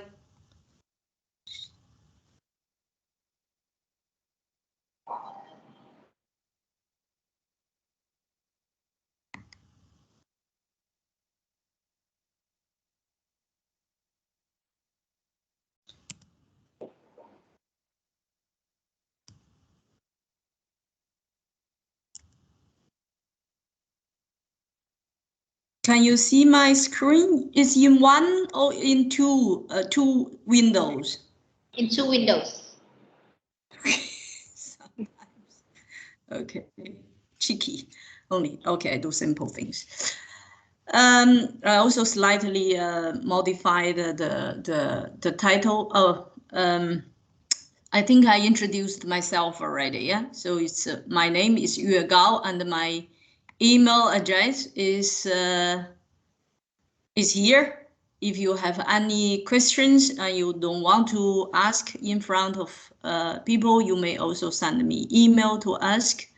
So what I'm going to talk about is the environmental analysis and sampling. So before analysis, we have to do a suitable sampling. So the objective of it's actually very basic knowledge. Is the basic knowledge because I believe not everyone here are familiar with all the environmental sampling and analysis procedures, and especially when we focus on trace metal contaminants. So that's why I try to start from a very basic knowledge. And for my students, they are all familiar with this chapter because it's included in my teaching already. But okay. Dear 3 of other students from my side, you can take this as a kind of revision for your exam. Huh? So the objectives of the environmental sampling and analysis that vary depending on the scientific task at your hand. So when you have kind of scientific task, for example, you apply certain type of project, and you have to think about how to organize this environmental sampling. What kind of tasks can be, such as normally, I will give the case study after this a shortly explanation of these tasks. First, determining pollutant emissions from smokestacks, wastewater discharge, contaminated area in order to comply with regulatory requirements. So that is often we will encounter such kind of task. Secondly, environmental sampling and analysis can help to measure the background concentrations in order to assess the degree of pollution or to identify long-term trends. So some, mostly in Europe, is quite difficult to find, there will be always specific incidents happen. But beside that, generally speaking, the contamination situation in Europe is better than in Asian countries, generally speaking, and South American countries and African countries, that's for sure. So sometimes we face to measure some pollutants are not at very high concentration. So there will be a problem if you still use the classic methodology. So you may achieve to the detection limit. Then the instrument you have won't give you the trustable result. So sometimes we need to measure background concentration, and in order to assess the degree is contaminated or not contaminated. We also want to follow a long-term trend of some of historical contamination. I will give a case study. For example, the slag heads in France. Thirdly, that often happen now, we are facing some incident contamination. So to study the fate and the transport of contaminants and to evaluate the efficiency of remediation system. So for example, I will also explain in details about this in a very recent period, July of 2021. So in Belgium, African Industrial Group 3M. I think you all know 3M probably now during the COVID, because this is industrial company, produce different type of masks. They also produce other chemical products. For the first time, commented on the contamination of the ground around a small town in Antwerp with PFAS. It's a kind of organic pollutants. If anyone has knowledge about organic pollutants, you must know this type of pollutant can cause all sorts of health problems, including cancer. So this company, after weeks of silence on the issue, the company finally will publicly respond to the incident during a hearing by the Environmental Committee of the Flemish Parliament, where experts from Belgium and further abroad and representatives from 3M will be present. So this contamination incident is still being processed now.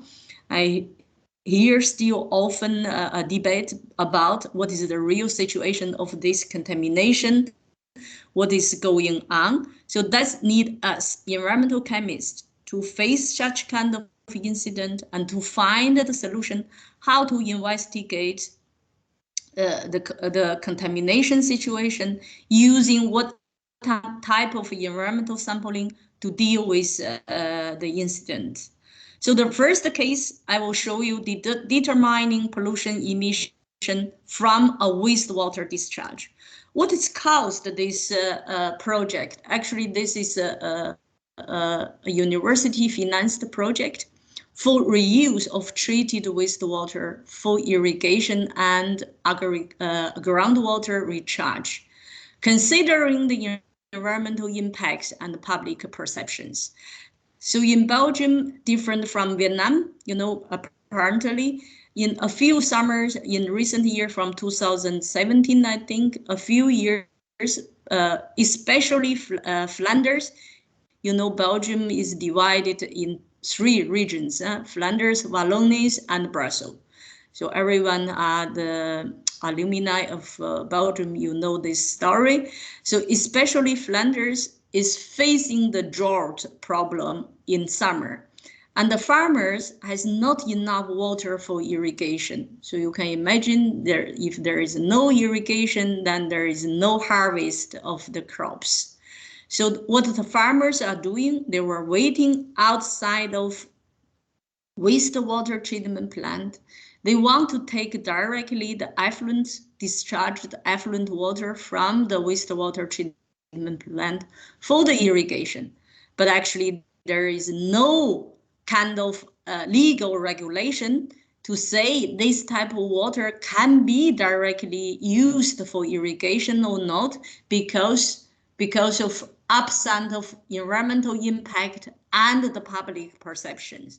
What does that environmental impact mean? Nobody knows exactly, more or less they probably know, but exactly the effluent water contains exactly what type of pollutants. For example, inorganic pollutants, trace metal, heavy metals, or organic pollutants, as I mentioned, the PFAS, or the other dioxins, PCBs, PAHs, is possible. Mainly, actually, if we think about the wastewater treatment plant, is domestic water, is coming from your house.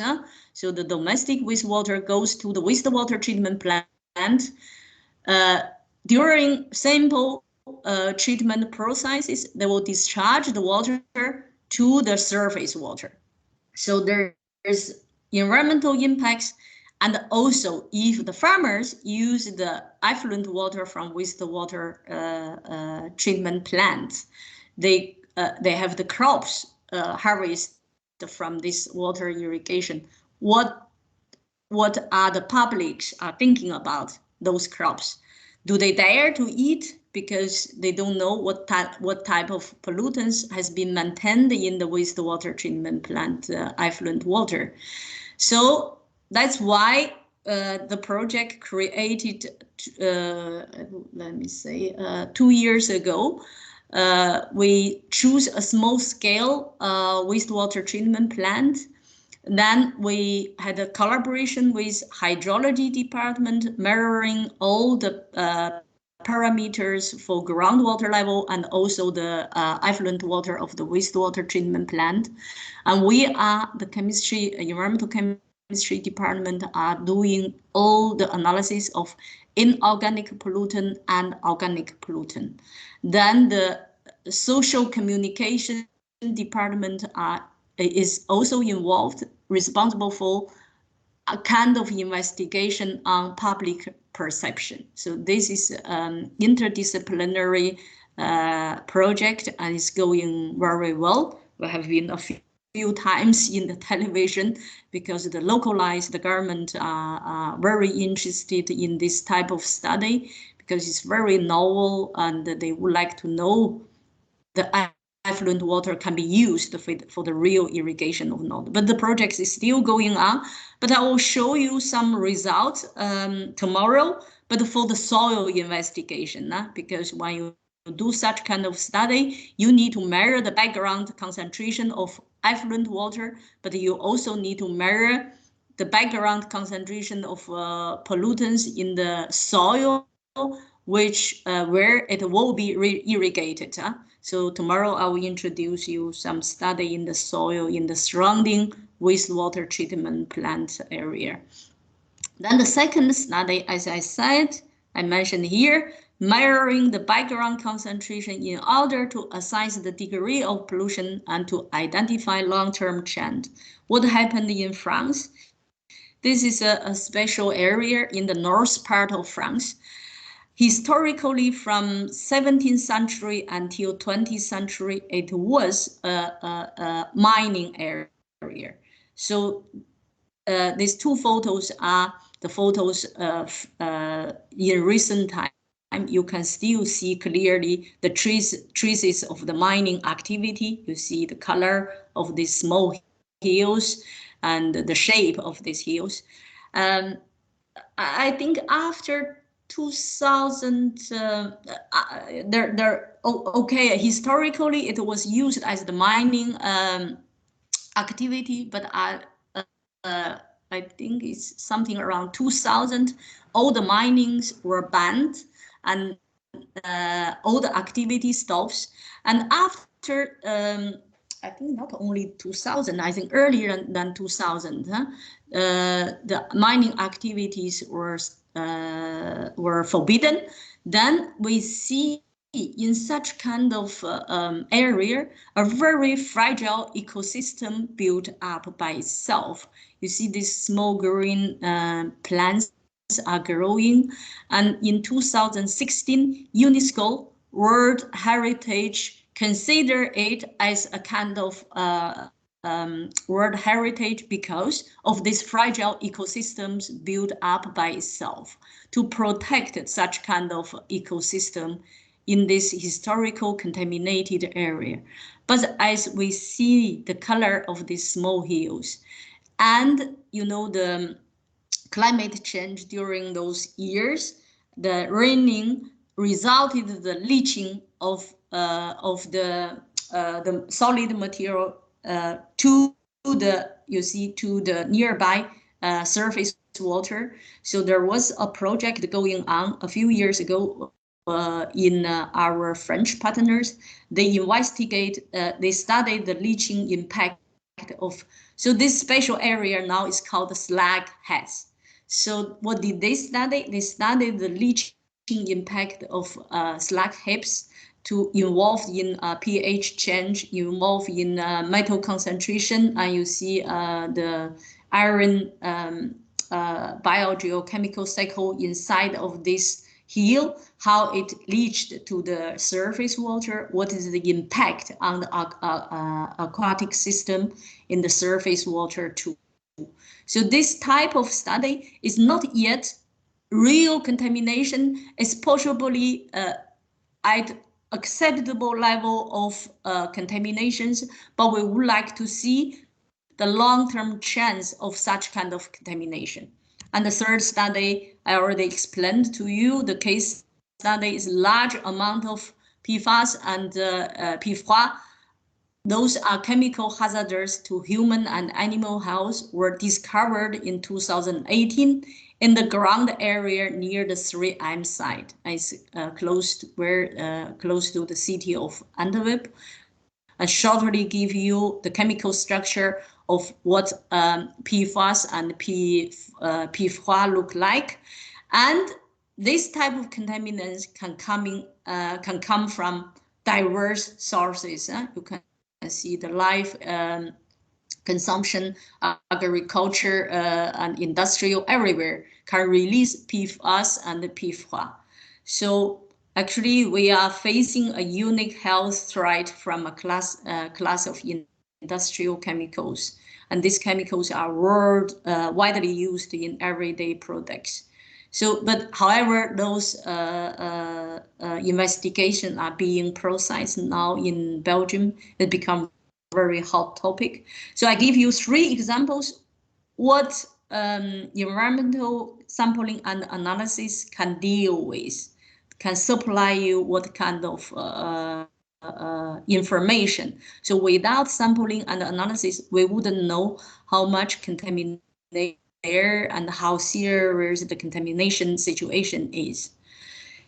Then we come back to the normal contents. I made a very a short summary of what environmental analysis and monitoring, a type of chain of actions. So when we have the policy question, often the government will also raise a policy question. For example, the wastewater treatment plant effluent water can be used for irrigation or not. This is type of policy question. So what we will do as environmental chemists, we will design and planning of the monitoring scheme. So we need to think about this question. We need to gather all the information to design our work plan. What can we do? Then after the whole work plan set up, we will go to the sampling. Of course, there is a classic sampling. If you look at this blue, black train with all the arrows to the end, of course, there are also short ways. So the sampling we can do even with directly measurement. For some of special instrument, you may take it directly to the field. You measure there, like the pH redox, some small devices you can carry with you to measure directly the physical chemical parameters like conductivity, salinity, temperature, oxygen concentration, and pH, and so on. So this is type of in situ measurement, and very quickly will supply you the data. So we'll give you the result. You may directly report those type of results. But actually, not all parameters can be measured by using the in situ measurement. We have to do the classic sampling with sample handling, storage, transport, again storage before the analysis, because not mean when the samples are transported to the lab, you have time or your instruments are ready for the analysis, so you need to still storage your sample. And again, you do a sample handling. I will tell you tomorrow for this, especially for, there will be a short introduction today also about soil or sediment sample treatment, really passing all these procedures. So you need also some sample handling before the analysis. I think Tao is knowing this very well now. She brought the samples from Vietnam to Belgium, and now she's doing sample handling in our laboratory and also already did the analysis. Her result is in my hand. I will have a look later. After the analysis, you have to face also the data treatment. Don't ignore that. That also takes a lot of time. And finally, you are able to do the data interpretation and give you the final result. The final result can be the real basis of answering the question of the policy and to give the to give the decision makers a kind of result to make the decision further. But if you look at here, the sampling, we also have a shortcut to do an in situ sampling. So we save time for all these sample handling, storage, transport, and storage again. We do a directly in situ sampling, then we bring the sample back directly to the laboratory for the direct analysis. That's the technique I will introduce you at the end of this presentation.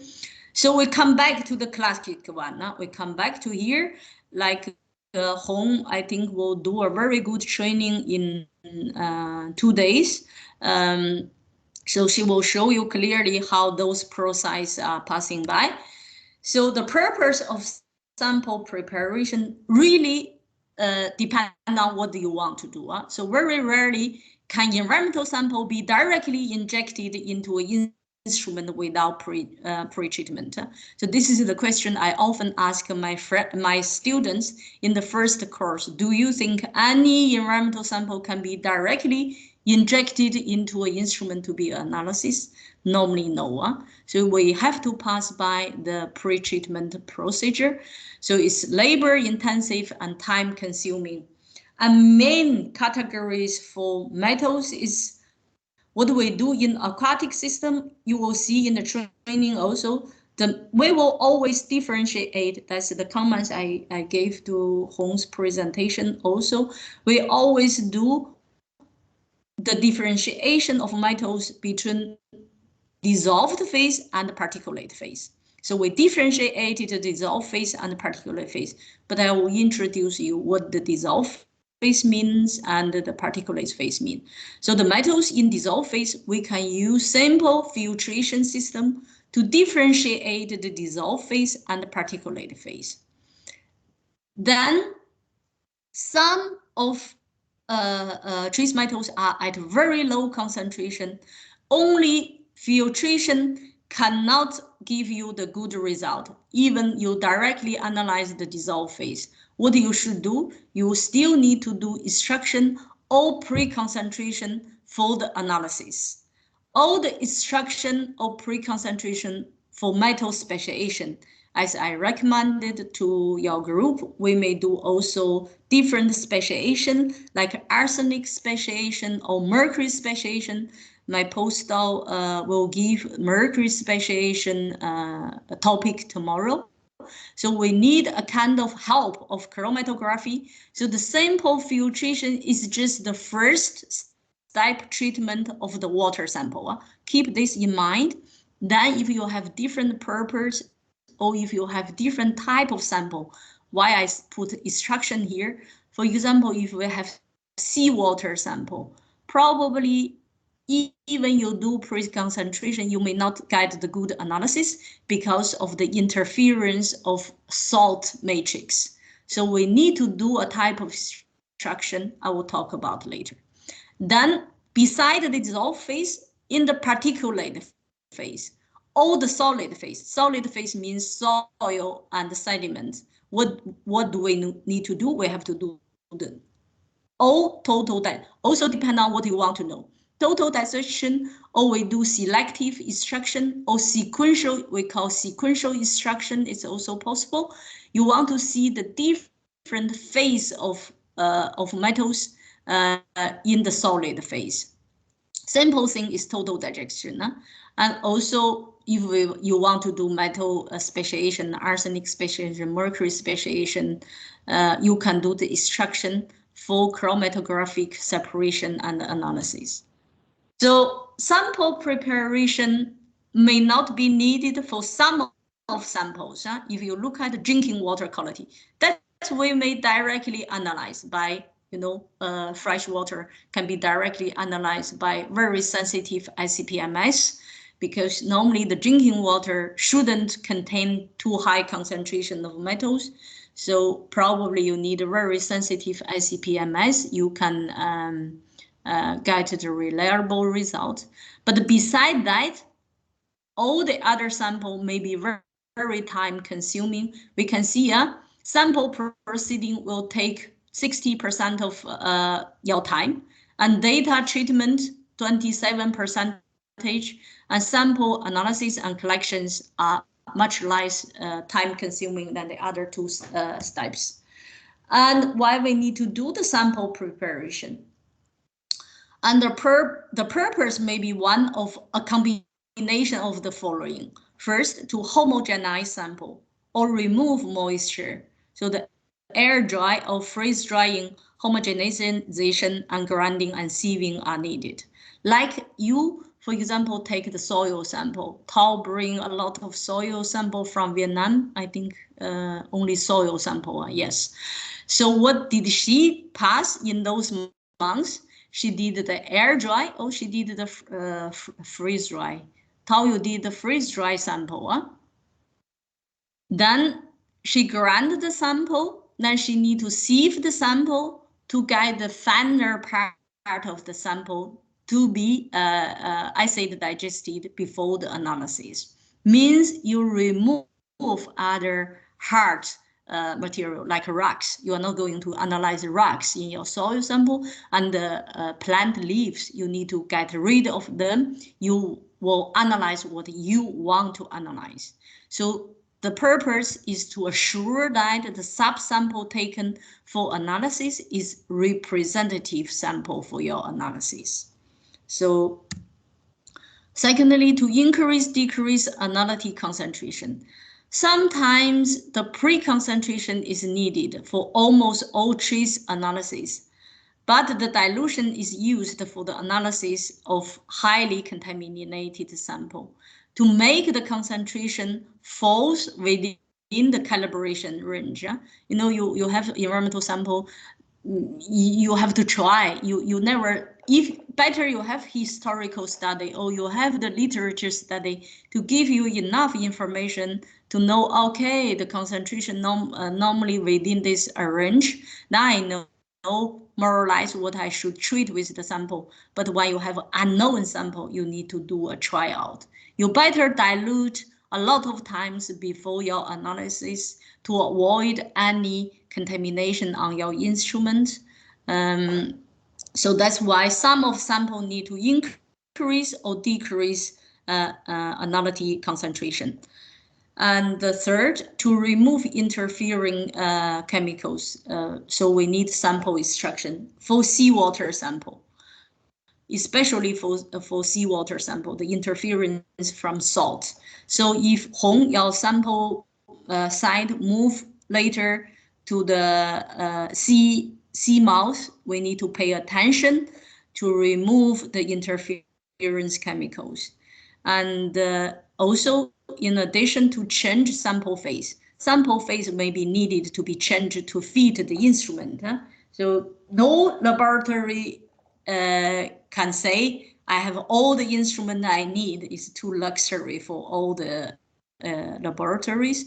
So some, like the soil sample we get from the field, we need to transfer the solid phase into the liquid phase to feed the analysis using ICP-MS. Then to liberate analytic from sample matrix, as I mentioned, the seawater sample, normally we need to use solid phase extraction methodology to get rid of sample matrix, to get rid of high salt concentration.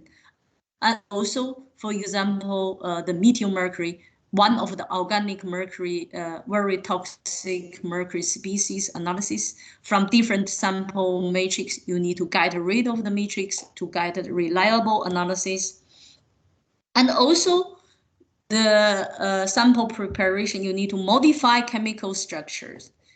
For example, chemical derivatization is used to increase or decrease volatility for HP high performance liquid chromatography or gas chromatography analysis. So what does that mean? Some of species your instrument can analyze is only liquid phase or is only gaseous phase. So you need to do some chemical derivatization. So you use certain type of chemical reagent to transfer the liquid phase to the gaseous phase. And finally can be, for example, can be analyzed by the GC,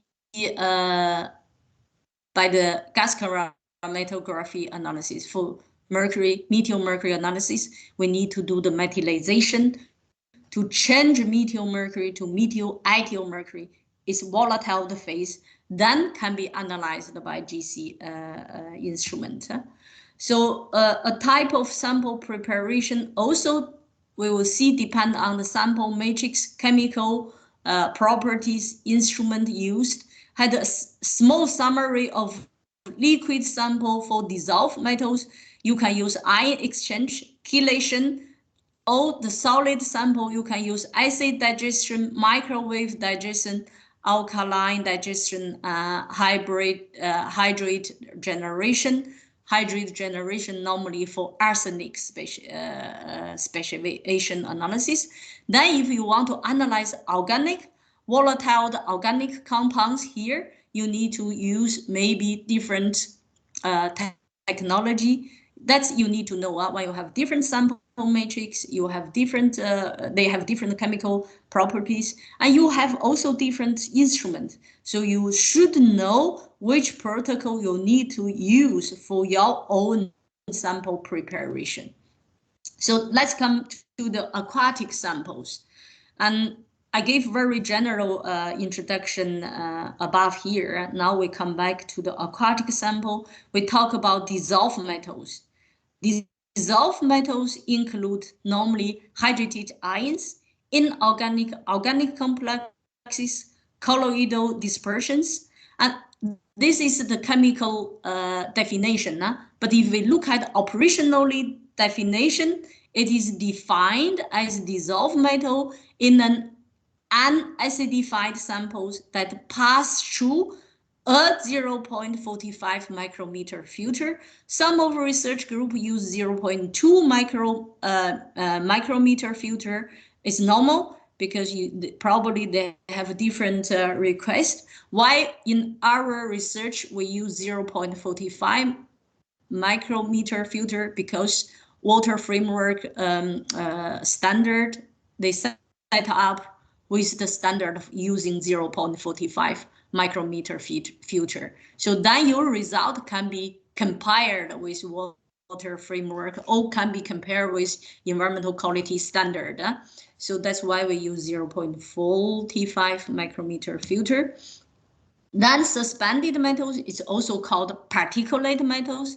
So it's chemically bonded to iron manganese oxides, calcium oxides, silicates, all sorbed to organic matters, and operationally defined as metals in an acidified sample is unacidified. Sorry, it's a mistake. Returned by a 0.45 micrometer filter membrane. So you use the filtration, everything maintained on the filter is the particulate phase of metals. What we can do also the total metals, as Hong presented her result. You may do a very simple acidification. Is relevant to operational defined by the metals determined in an unfiltered sample after acid digestion or acid acidification. So with water sample, we can simply take the sample, take the water sample, add the drops of a certain percentage of acid to acidify your water, then you get the total metal concentration. And in this project, we propose we will measure the total metal concentration and the dissolved concentration. We may use the difference between the total metal concentration and dissolved metal concentration to get the particulate metal concentration. concentration. It also works because it depends on the real how you say the real situation in the field.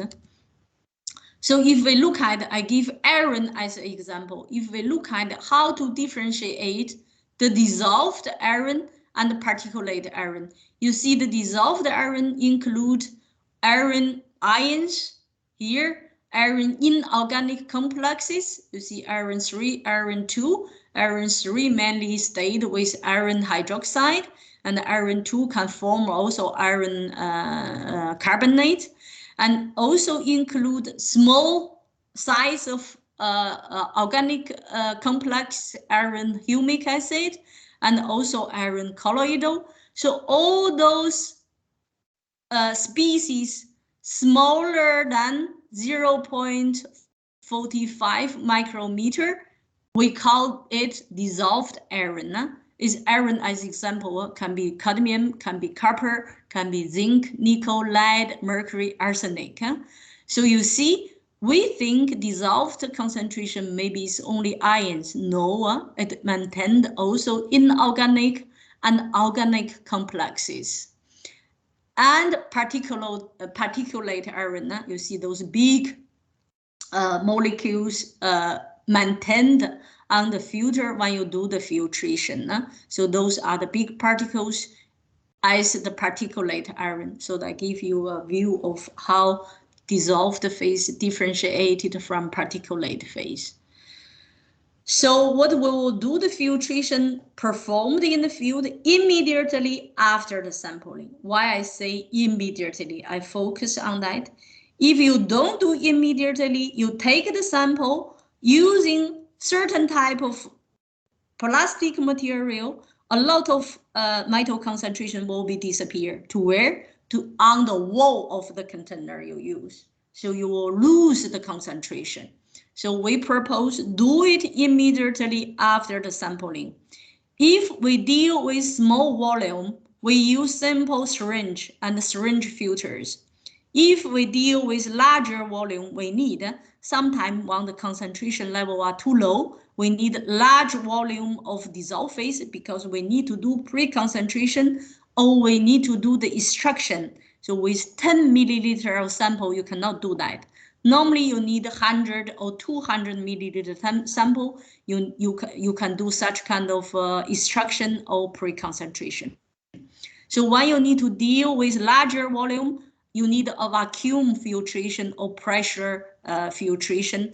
That's normally, yeah, now it's very convenient. You can buy hand pulse filtration system we ordered recently in the lab. You can carry with you, then you do in the field. But still you need to prepare a lot of clean molecule water to wash your devices when you do different sampling site, because to avoid any cross-contamination. So if you look at the package when you received, you should have all these syringes in the package and also the filters. I think small bottle of acid is also included, and you also receive the gloves you need to use because you use distilled nitric acid, high concentration, so be careful. Also, not only the acid, to protect your sample, you need to wear the gloves. So for dissolved phase, a filtration can be filtered on disposal filters. So this filter you use one, you need to throw away. You take second sample, you plug a new one. And the pore size of this filter we send to you is 0.45 micrometer. So this is the field devices you will see on the training on Wednesday. And as I said, if you deal with larger volume of dissolved sample and particulate, especially when the particulate phase are not enough, you also need to filter a lot of water sample. So you need such kind of vacuum. You see the tube connected to the vacuum pump.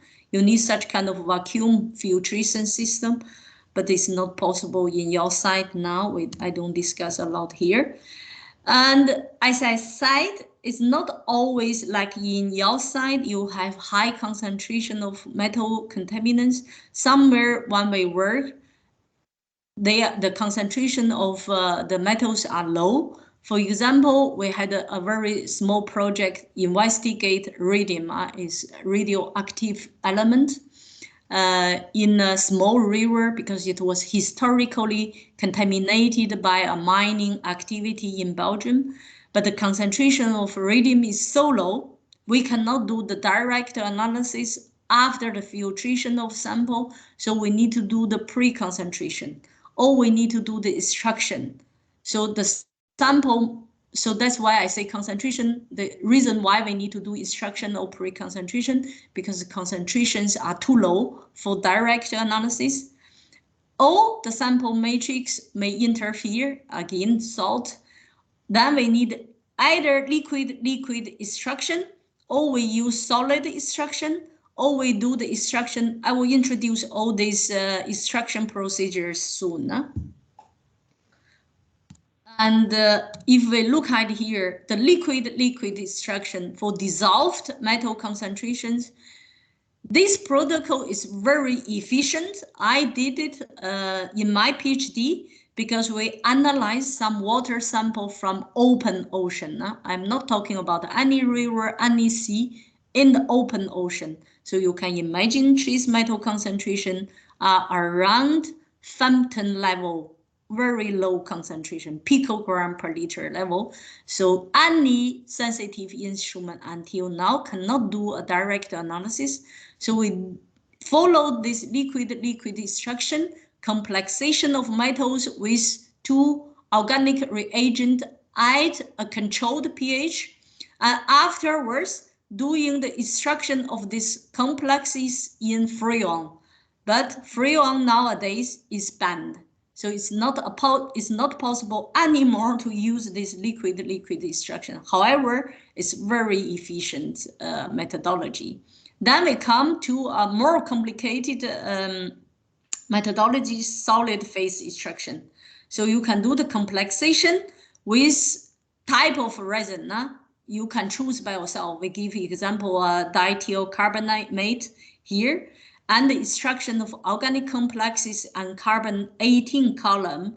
When we elution of the column with acid, or you can do the extraction on Kilex 100 column. You can do different. You can use different column, or if you do radium, as I said, we had that small project, you can do the extraction on manganese dioxide resin column. So the column you need to choose based on the analyte you want to analyze. But the most tricky point is here is the control of the pH. So some of trace metals can be efficiently extracted at certain pH, some cannot. So means if you fix your pH as one value, you may get a few trace element, but not all. Then you need to adapt your pH again. So that need a big volume of water samples. So let's see this solid phase extraction procedure. So you select a suitable cartridge, a disc like that. It's commercially available. So to condition, you need to do a conditioning of the tube packing, rinse it with up to 1 tube full of solvent before extracting the sample. So a kind of tuning of your tube. You have to do a conditioning of your cartridge of the disc. So accurately transfer the sample, you have to remember, because that depends on the concentration you will calculate. You cannot say I transfer about 10 milliliter. No, you need to transfer exact 10 milliliter or exact 100 milliliter. So that's why accurately transfer to the sample, to the tube or the reservoir using a volumetric pipette. That's I say accurate transfer. How do you do? That's we found your students are absent of knowledge how to use this volumetric pipette and micro pipette. Yeah, but they can be trained here. So the sample must be informed that it's compatible with the solid extraction. Wash off unwanted, unretained material using the same solution in which the sample were dissolved. Rinse the packing with a small volume of solution, then remove the compounds of the interest. So finally, you need to use a small acid solution to elute the compounds you interested, and you do the appropriate dilution for the analysis or not. Probably it's not important for your sample now, but keep in mind when you face very low concentration of trace metals in anywhere, you may search this protocol to be used for your analysis. So this is how a solid phase extraction look like. You know, you can do also automatically using a pump. Then you get much quicker than the natural extraction systems.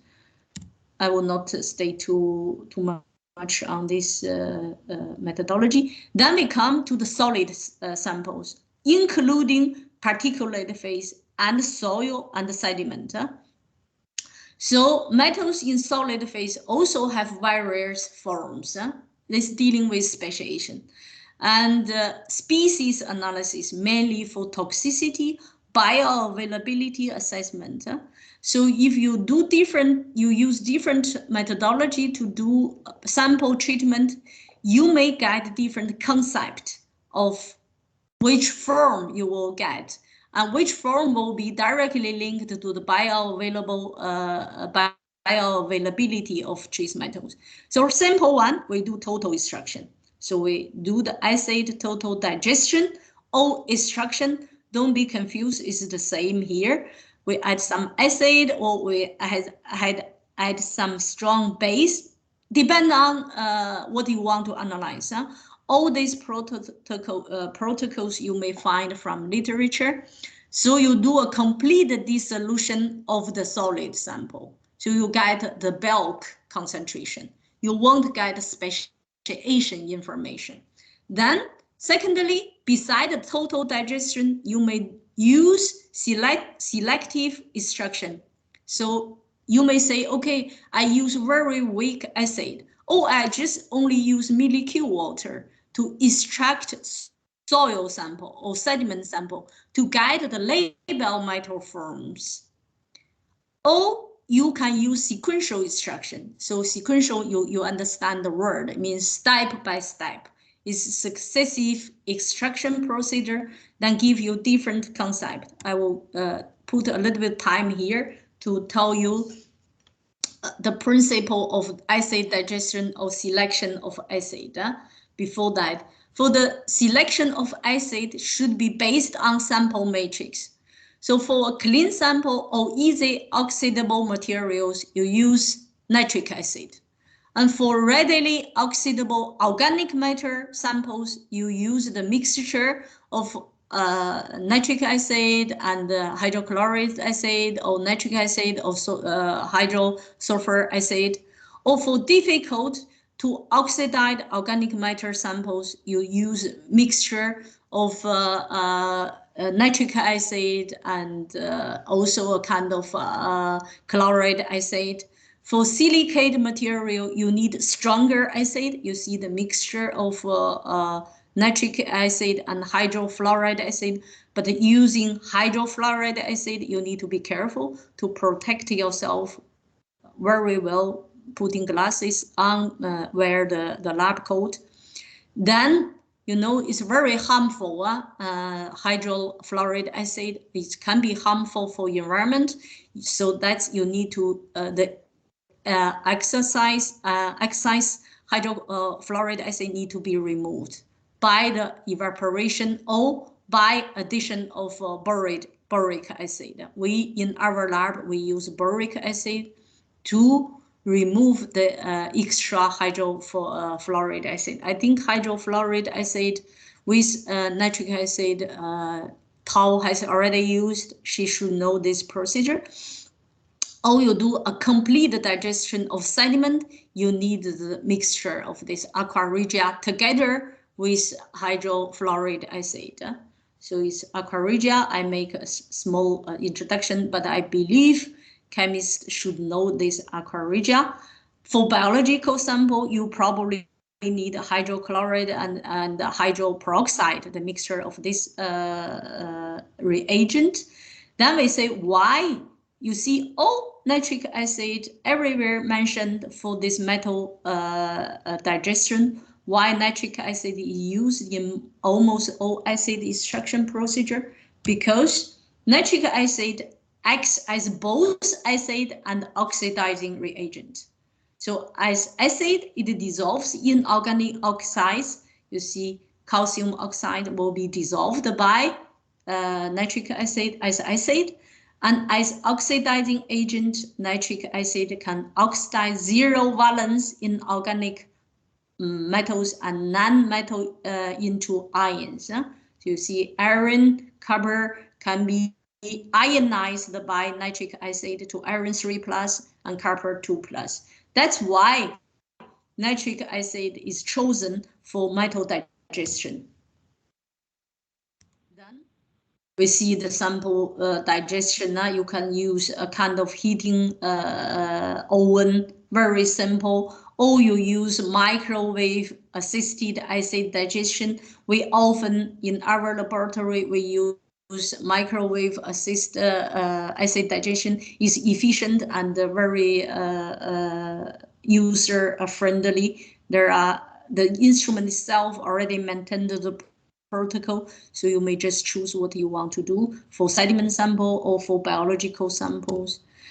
And you can also do easy things. If you don't have such kind of facility, you may use the heat plate. And hot plate you can use, but keep in mind when you use such kind of hot plate, you have to use under the ventilation hood. You cannot do in the atmosphere. You will hurt yourself.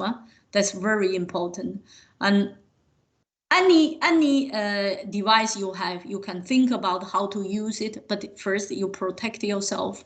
And also based on the sample matrix, what you need, some trace element probably cannot be completely extracted by using this heat plate. Then you need maybe the microwave assisted oven to help you to do that. Then we come to the selective extraction. Actually, no methodology allows selective separation of only one phase. So you single extraction of sequential extraction for determining trace metal partitioning, mobility, and bioavailability. So there are operationally defined factors. So which acid you use. For example, acetic acid. We all know acetic acid is a very weak acid. It can give you the dissolved weakly bound and carbonate fractions. And the EDTA, you know, this is organic reagent. They will give you the complexable metal fractions. And if you use hydrochloride acid, it will give you acid volatile sulfide and associated trace metals. And nitric acid will give you anthropogenic metals. Sequential extraction scheme has other, will show you what the detailed information for different reagents. I think today I show you the methodology. Tomorrow I will show you the result. So for example, first step, we normally in our laboratory, we use type of acetic acid to guide the exchangeable ions. I'm talking about soil and sediment now, and I'm not talking about water anymore, so pay attention. So it's to give you the exchangeable ions, carbonates you see from here. Then second step, we get reducible metals by the combination of these two different type of reagent, give you the iron 3+ from reactive oxidize. And the next step is sequentially. So you add the reagent, you get the portion, and you analyze. Then you continuously add another reagent. You get the second portion to be analyzed. Then the third portion, you get sulfidic and organic bound metals, and using other type of reagents. And finally, the most difficult digest part is the residue fraction. You need to do the digestion using nitric acid and the hydrofluoric acid. But those are the very inert part. Sometimes they are not interested for bioavailable studies. But anyway, you will know the percentage. So also keep in mind that's something you always need to know when you do analytical environmental study. You need to have certain type of certified reference material. So that's something we need to do also. To include in our project, we use certified reference. What is certified reference material? It has true values of analysis for some environmental matrix. However, not possible for every matrix. But for nowadays, we may find a lot of certified reference material for different compartment of environment. And it's a type of verification of analytical methodology. So the method you use, how can you make sure you are getting the right concentration? Only the certified reference material follow exactly the same methodology for the analysis also, then to tell you how much the accuracy it is for your methodology. And some also for partial extraction. So example, this type of LG 6139 estuarine sediment also certified for the aqua regia extraction. So if you want to test the aqua regia, probably this certified reference material is the best one you have to choose. And the BCR 600, 700 are the certified reference material for sequential extractions. So what does that mean? If you do sequential extraction, you cannot use the certified reference material only validated for total digestion. So if you don't have this certified reference material, you may also do the spiking. So you spike your sample with known concentration. Then when you do the analysis of the spiked sample to see how much percentage you find it back. This is second options for the verification of analytical methodology. I hope you understand what I'm talking about. So as I already mentioned, for the in situ before, so we are talking a lot about sample preparation now. We slightly mentioned about common in situ measurement, directly measurement in the field. For example, pH, temperature, turbidity, dissolved concentrations, conductivity. Some ions, fluoride, sulfide, using ion selective electrode, you may get the concentration. So you take the electrode with you, you go to the field, you get the concentration. And also some small scale portal analytical instrument like the portal XRF, or they also have a type of mercury analyzer and so on. You can directly take them with you to analyze.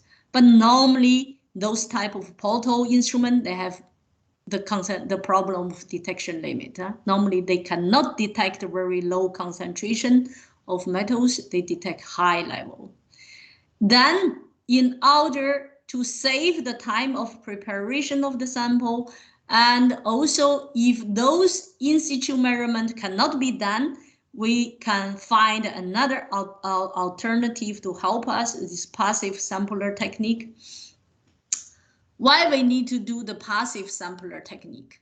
Actually, the classic spot sampling technique, as I mentioned just now, you go to the field, you take the water sample, you do the filtration, they call the spot sampling technique because you measure the concentration at the moment you are taking the sample. So these techniques yield only an instantaneous measurement of pollutant level and potentially significantly short-term concentration variation. So it's not a representative sample for long-term variation. And increasing sampling frequency or applying flow or time-weighted automatic samplers may reduce these errors and give a more accurate picture of time integrated pollutant level. So that's why we need another alternative to do a time integrated concentration levels. And the devices used for passive sampling are usually based on diffusion through a well-defined diffusion barrier or permeation through a membrane, but sometimes consumable cost will increase and also can prohibit the application indeed.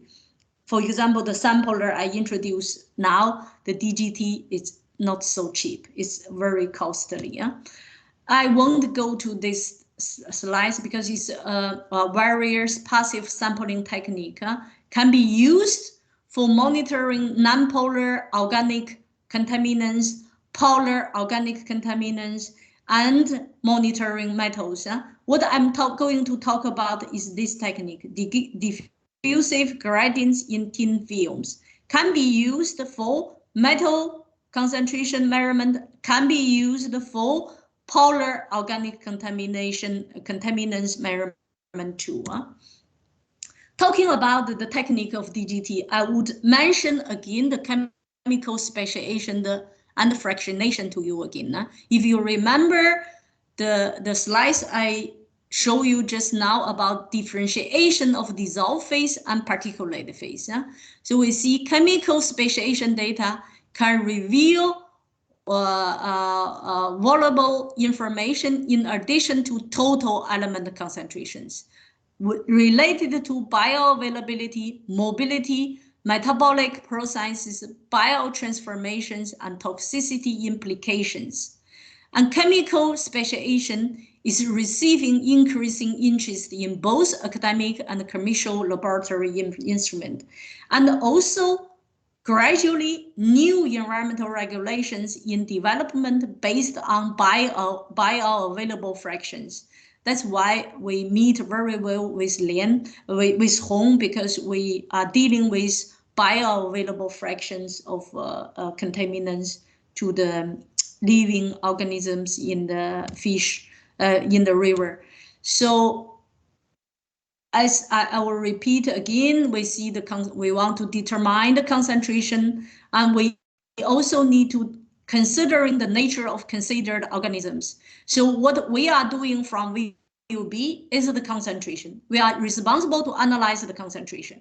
And Hong is doing the nature of considered organism. So she chose different species of fishes. So that's a very good combination to do a biogeochemical impact of metal ion species in aquatic systems.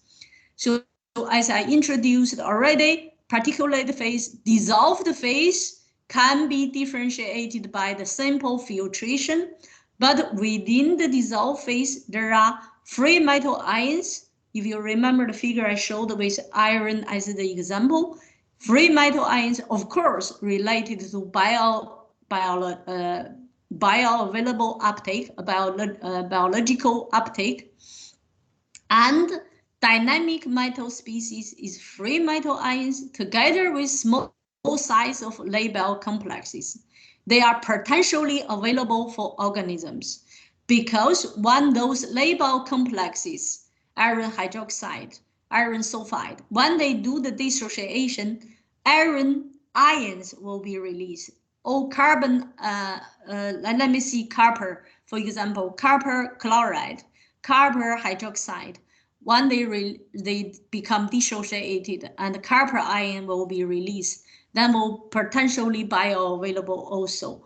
But there are fractions inside the dissolved phase. They are dissolved but non-labile and small colloidal species. So they will not be dissociated, but they are playing a role in the transport and the residence time. You will know why I introduced this. So colloidals, the size is between 10 nanometer to 0.45 micrometer. And I mentioned the real dissolved actually is labile fraction, not labile, because I include non-labile here. We call the real dissolved, including free metal ions, dynamic metal species, dissolved but non-labile fractions. Then we come to this technique. all the information I gave before, here, all is the introduction to this methodology. It's called diffusive gradients in thin films. The principle of this technique is based on the Fick's law. You see the flux equal the mass divided by exposure area and the time of the flux. Then the flux is also equal to the gradients of concentration divided by any solute pass through the distance. So we may combine these equations together to guide the concentration. And this is exactly the principle of this technique. You see, it's a very small plastic piston. It has two hard bases. This is a piston holder. This is the window. And in between, there are 3 layers inside this sampler. At the back of these 3 faces is the resin gel layer, is here, refers here.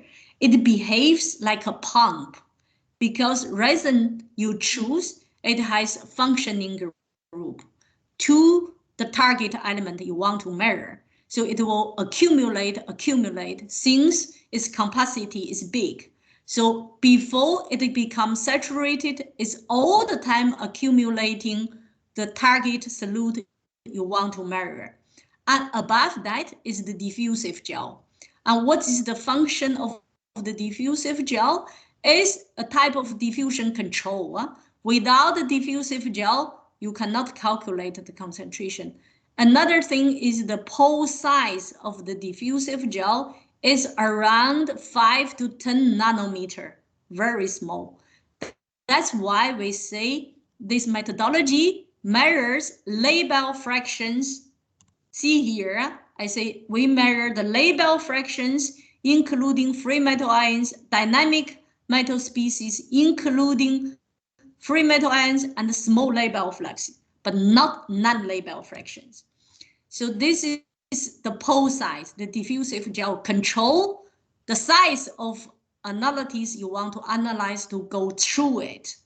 And also here is the schematic figure for the field deployment. So here is the bulk concentration. So for example, copper, cadmium, lead, they go through the diffusive gel. I mean, those ions and label species, they go through the diffusive gel. The label complexes, they will dissociated in the diffusive gel, become metal ions. Finally, they will be bounded by the resin gel together. Then what we do, we only take off the resin gel after the deployment. We do the acid elution of the resin gel, then we analyze by ICP-MS. So I'll go through here. Metal ions accumulate on the resin layer by diffusing along the concentration gradients from the solution to the resin in accordance with Fick's law. So actually on the resin layer, the concentration is 0. There is no mobile species of metals, so it's 0. So that's why we call it concentration gradients. And concentration gradients are established very rapidly, can be smaller than 5 minutes or something around 20 minutes should be okay. And while the DGT unit is deployed, label metal species accumulate as a constant rate in a predictable and reproducible fashion. The concentration of label metal species can be then calculated knowing the mass. So that's why we take off the resin gel after deployment. We are going to analyze the mass of metal accumulation. Another condition is we have to know the diffusion coefficient for all the metals, because this is a molecular diffusion controlled process. We need to know the diffusion coefficient. But diffusion coefficient you can easily find from the literature, from the DGT company website. And also we need to know the deployment time. That's why when I made that protocol, I wrote it down in the highlight bold font. You have to write down the beginning of deployment time and the withdrawal time of the DGT pistons. So this is very important.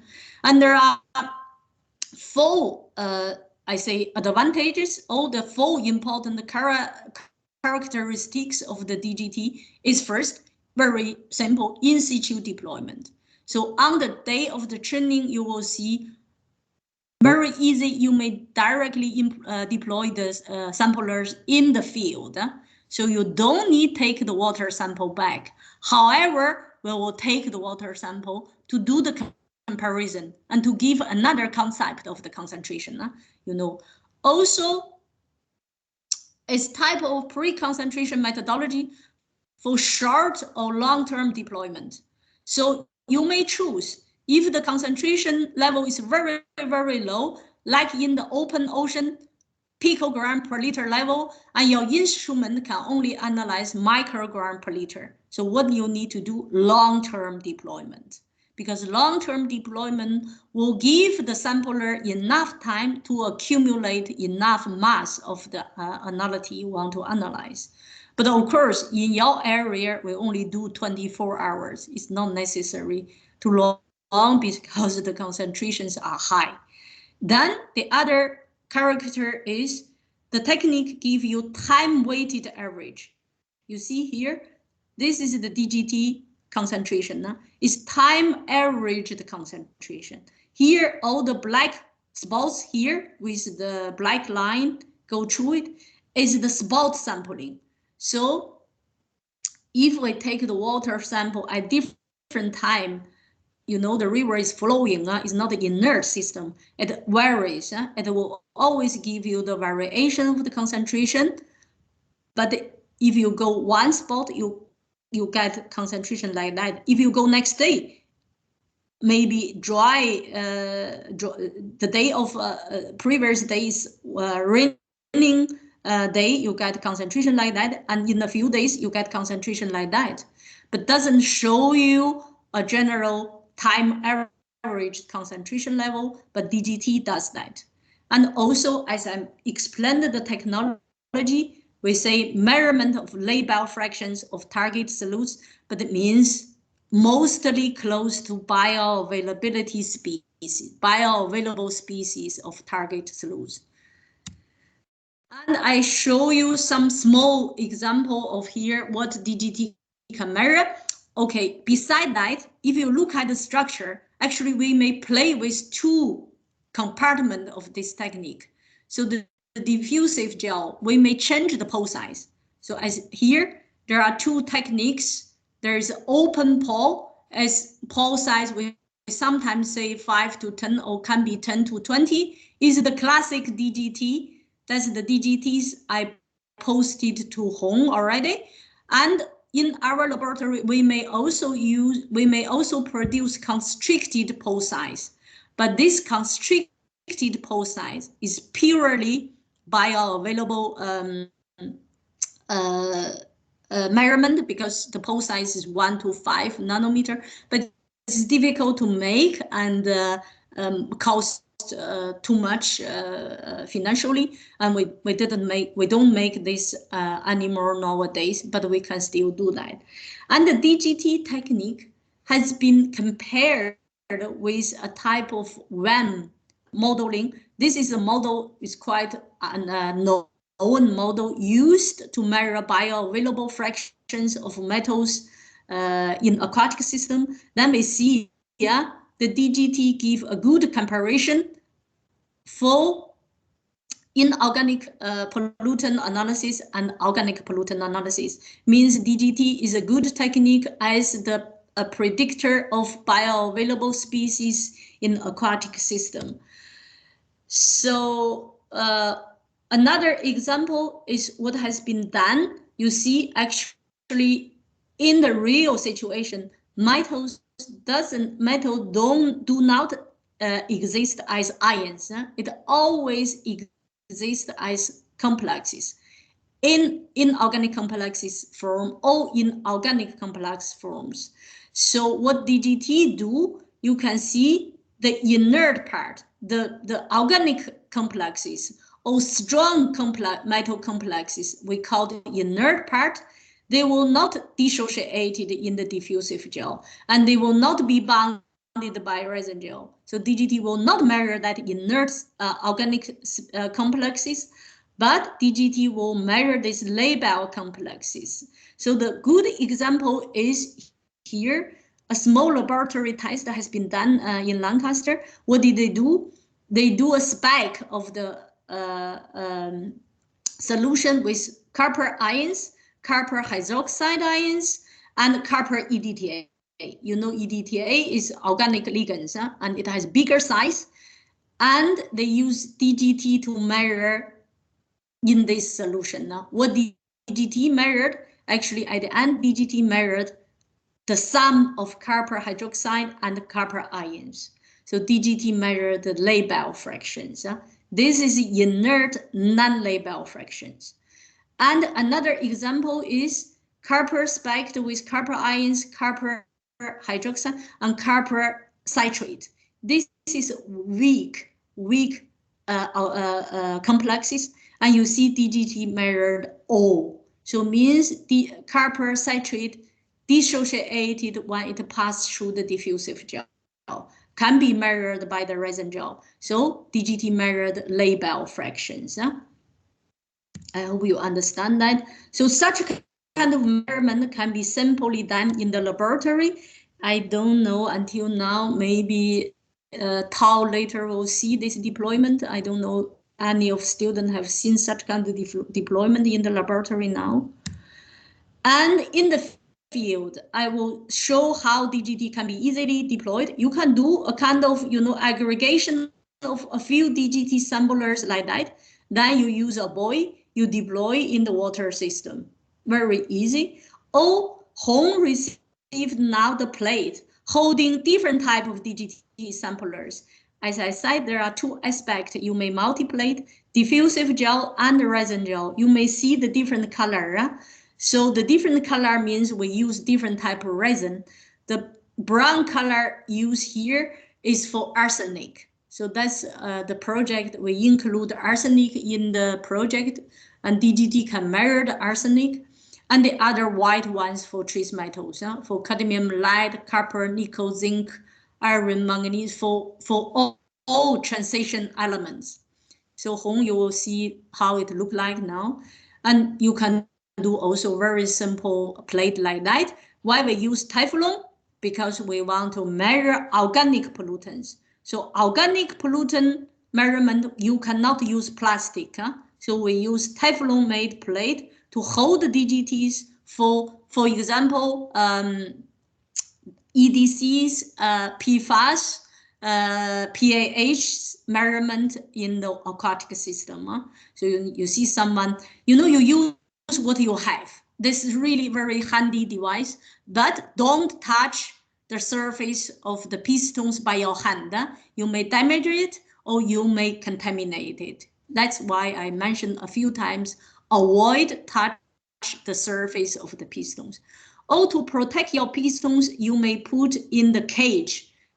It's not very clear here. Those are my students. It's a white cage with the open pole size, so you can protect your sampler also. For example, if you deploy in a very turbulent system with a lot of branches, grasses in the surrounding area, so you better use the cage to protect your sample. This is the end of my presentation today. I gave a very short introduction about this technique, and my colleague will go through details about the principle again and the bioavailable measurement in the aquatic system tomorrow. Then I will continue for the DGT application in soil and sediment tomorrow. I think I control the time quite well. And now is question time. If you have any questions, you are very welcome. Oh, I stopped sharing. But yeah. I can go back to the any slides. Ask me question if you are not clear about anything. Is it a good timing or not? It's good timing, yes. You have a time until 5:30, so it's okay. So okay, so